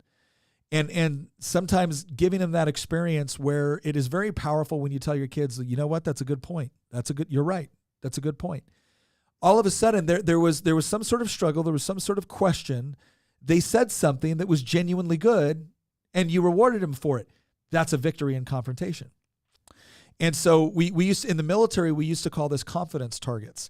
When we would take it, when we were training an indigenous force to go out and do operations, and maybe they had very little training before that, we didn't go do the most complex 4-story building hostage rescue with them that we possibly could, right? We took them on a mission that was pretty hard to screw up, all right? But what it did is when they got done with it, like, oh, we can do it. Like, yeah, now let's do something a little bit more complex, right? So that's what you do. You kind of build up. So it's the same thing when you're talking about preparing someone to be able to effectively deal with confrontation. If every time they engage in it, they get crushed, well, they're going to want to avoid it. Now, I will say that different people also are inclined to deal with confrontation differently. Some people are a little bit more gentle. Some people are a little bit more like upfront and let's go for it.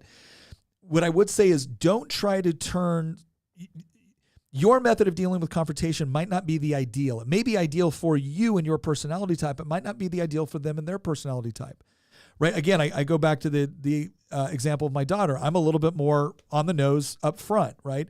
Now I can be a little bit more gentle and pull back, but it's not necessarily my initial inclination. Had I looked at the way that she dealt with confrontation and said, oh, well, you're doing it wrong because it's not like how I do it, that would be problematic.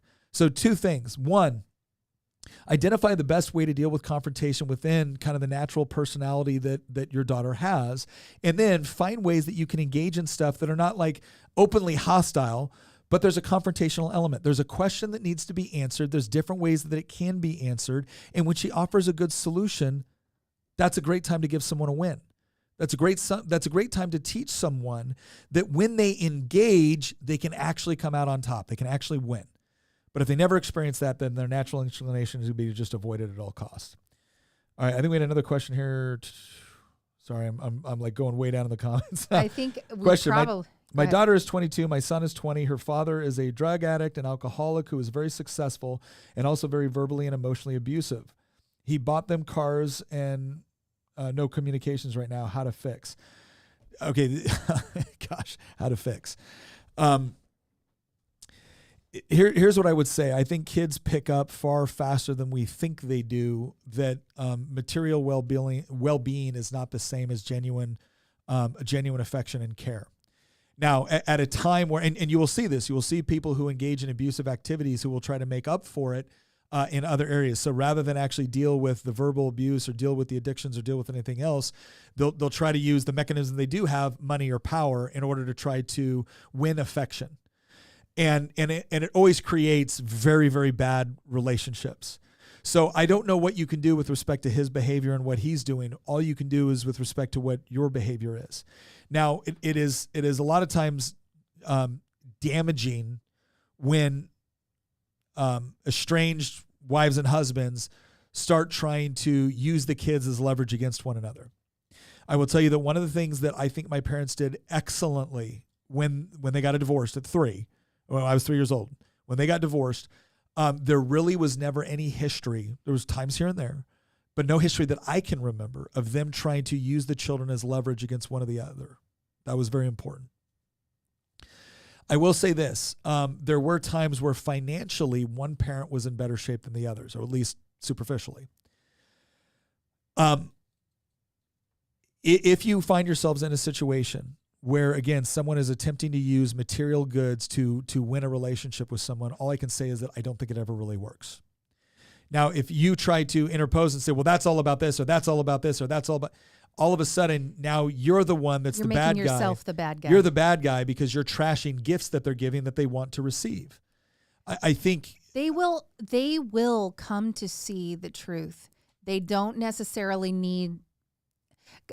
One of the things that I see moms do sometimes, and I see dads do it too, where they will really try to turn the kids like, your mother did this, she did that, she did this, or your father did X, Y, and Z, and he's doing this and doing that, and I've watched that on both sides, and it never works out well for the parent who's pointing it out. No.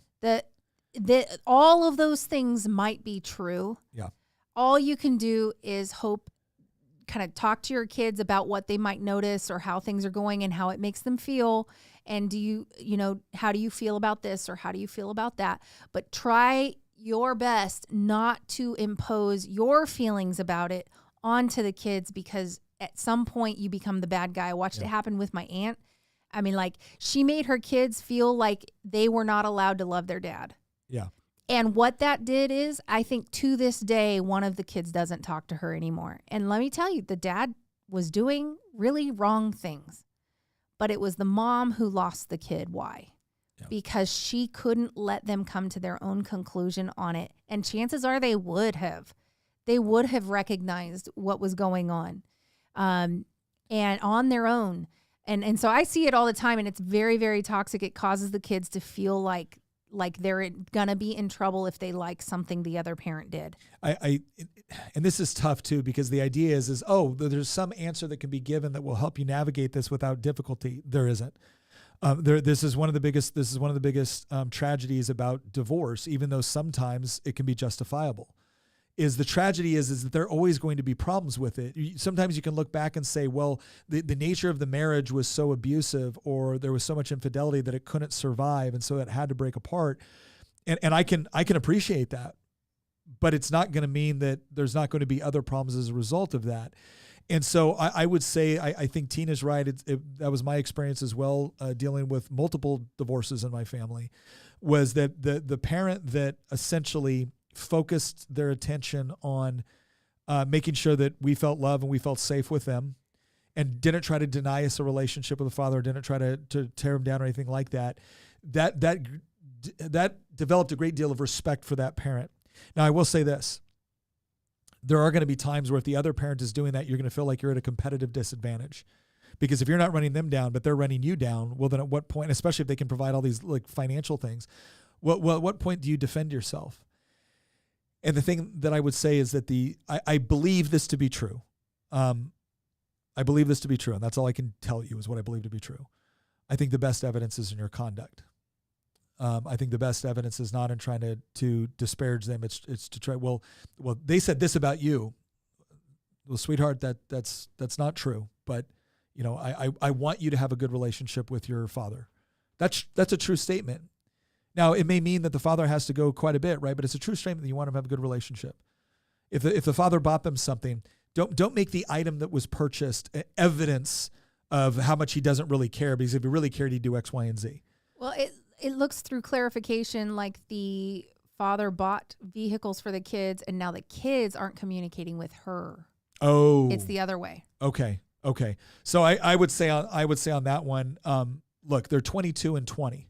They're also adults at this point, and adults are going to make their own decisions.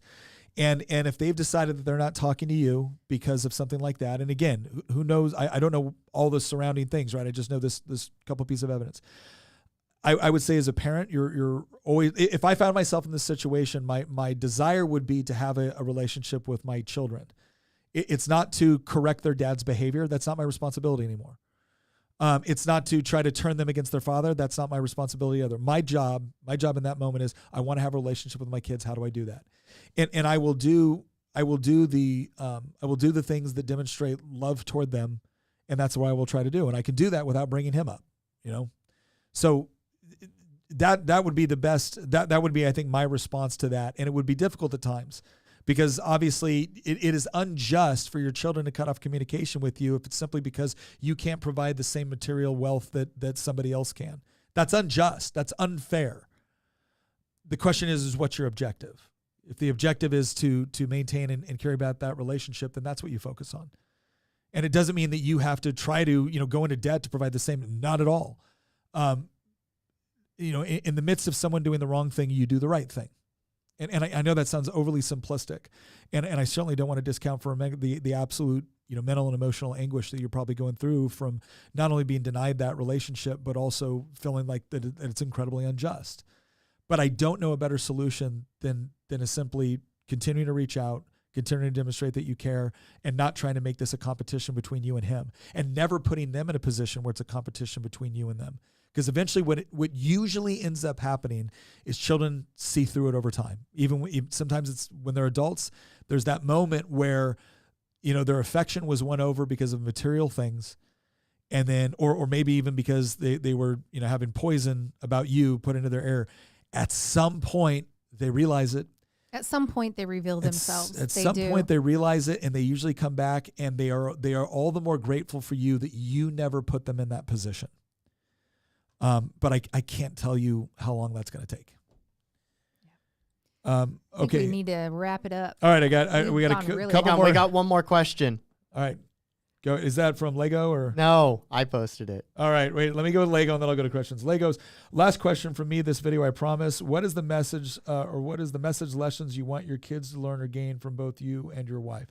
Dude, we would need a whole podcast. Yeah. The biggest thing that the thing that has always been the most important to us for our kids is their spiritual walk. And a lot of times people that don't share our faith will have issues with that. Well, how's that beneficial for me? Everybody has a worldview.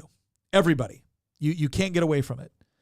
And at the foundation, at the starting point of that worldview is an element of faith, right? Because even if you say it's logic, even if you say it's science, even if you say it's love, there's some element of faith, right? Which is begging the question.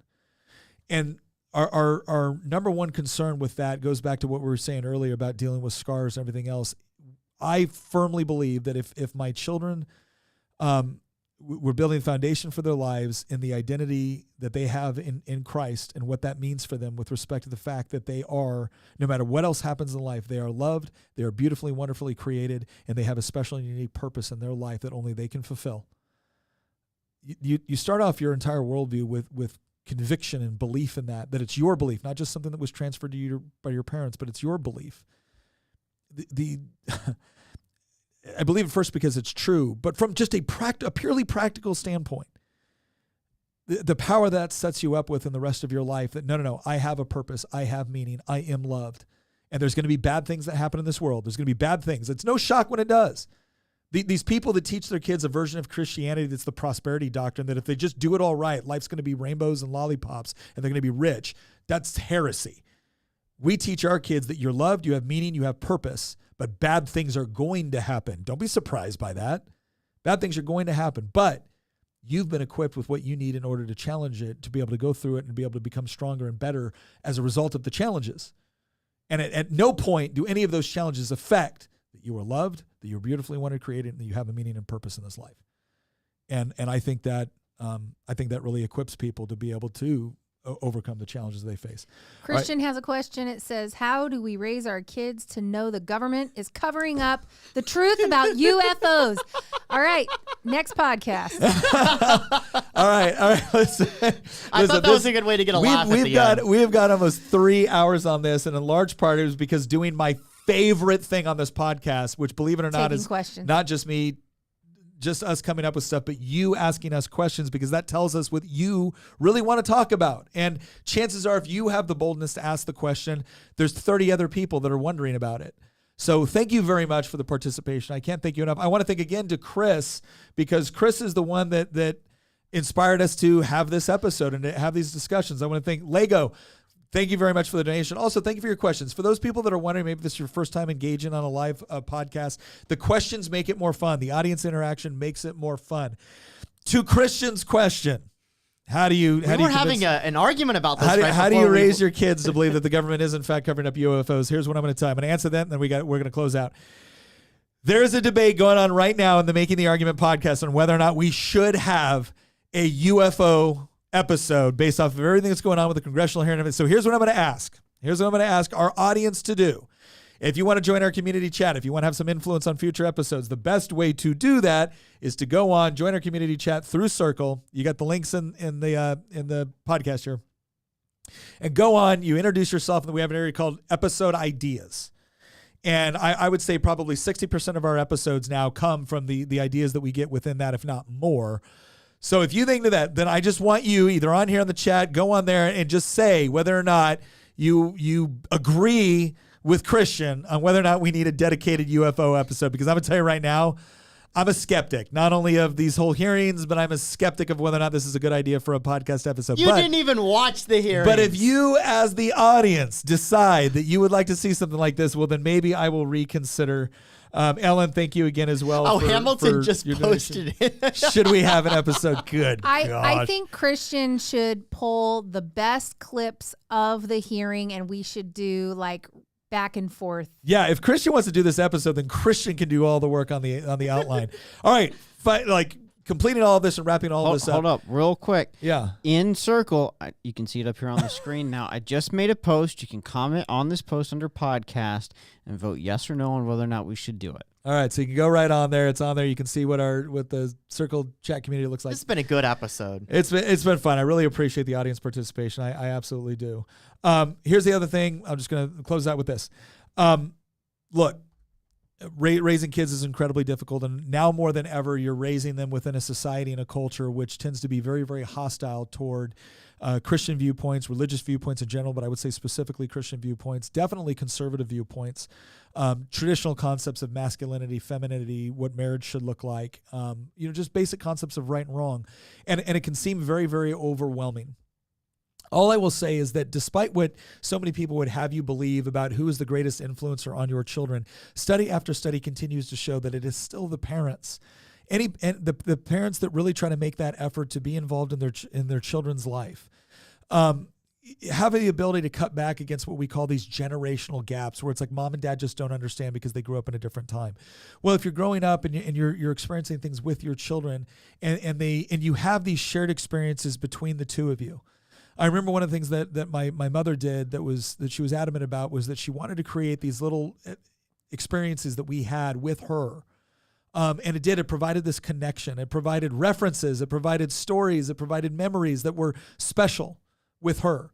So many things like that, which seems so little, seems so trivial at times, can be so important on reinforcing to your kids that you believe the things that you believe, not just because you're the authority figure in the house, but because you believe them to be genuinely true and you want to set them up for success. And you realize that there's going to be times where you have to let them go out and experience certain things. And so you set those boundaries where it's like, look, the first thing is we got to establish trust. I'm going to be honest with you. You're going to be honest with me. The second thing is there is such a thing as right and wrong. And the things that we're trying to do is not just to protect you from the wrong because it's wrong, but because the more wrong we protect you from, the more it'll be easy for you to see what the right thing is.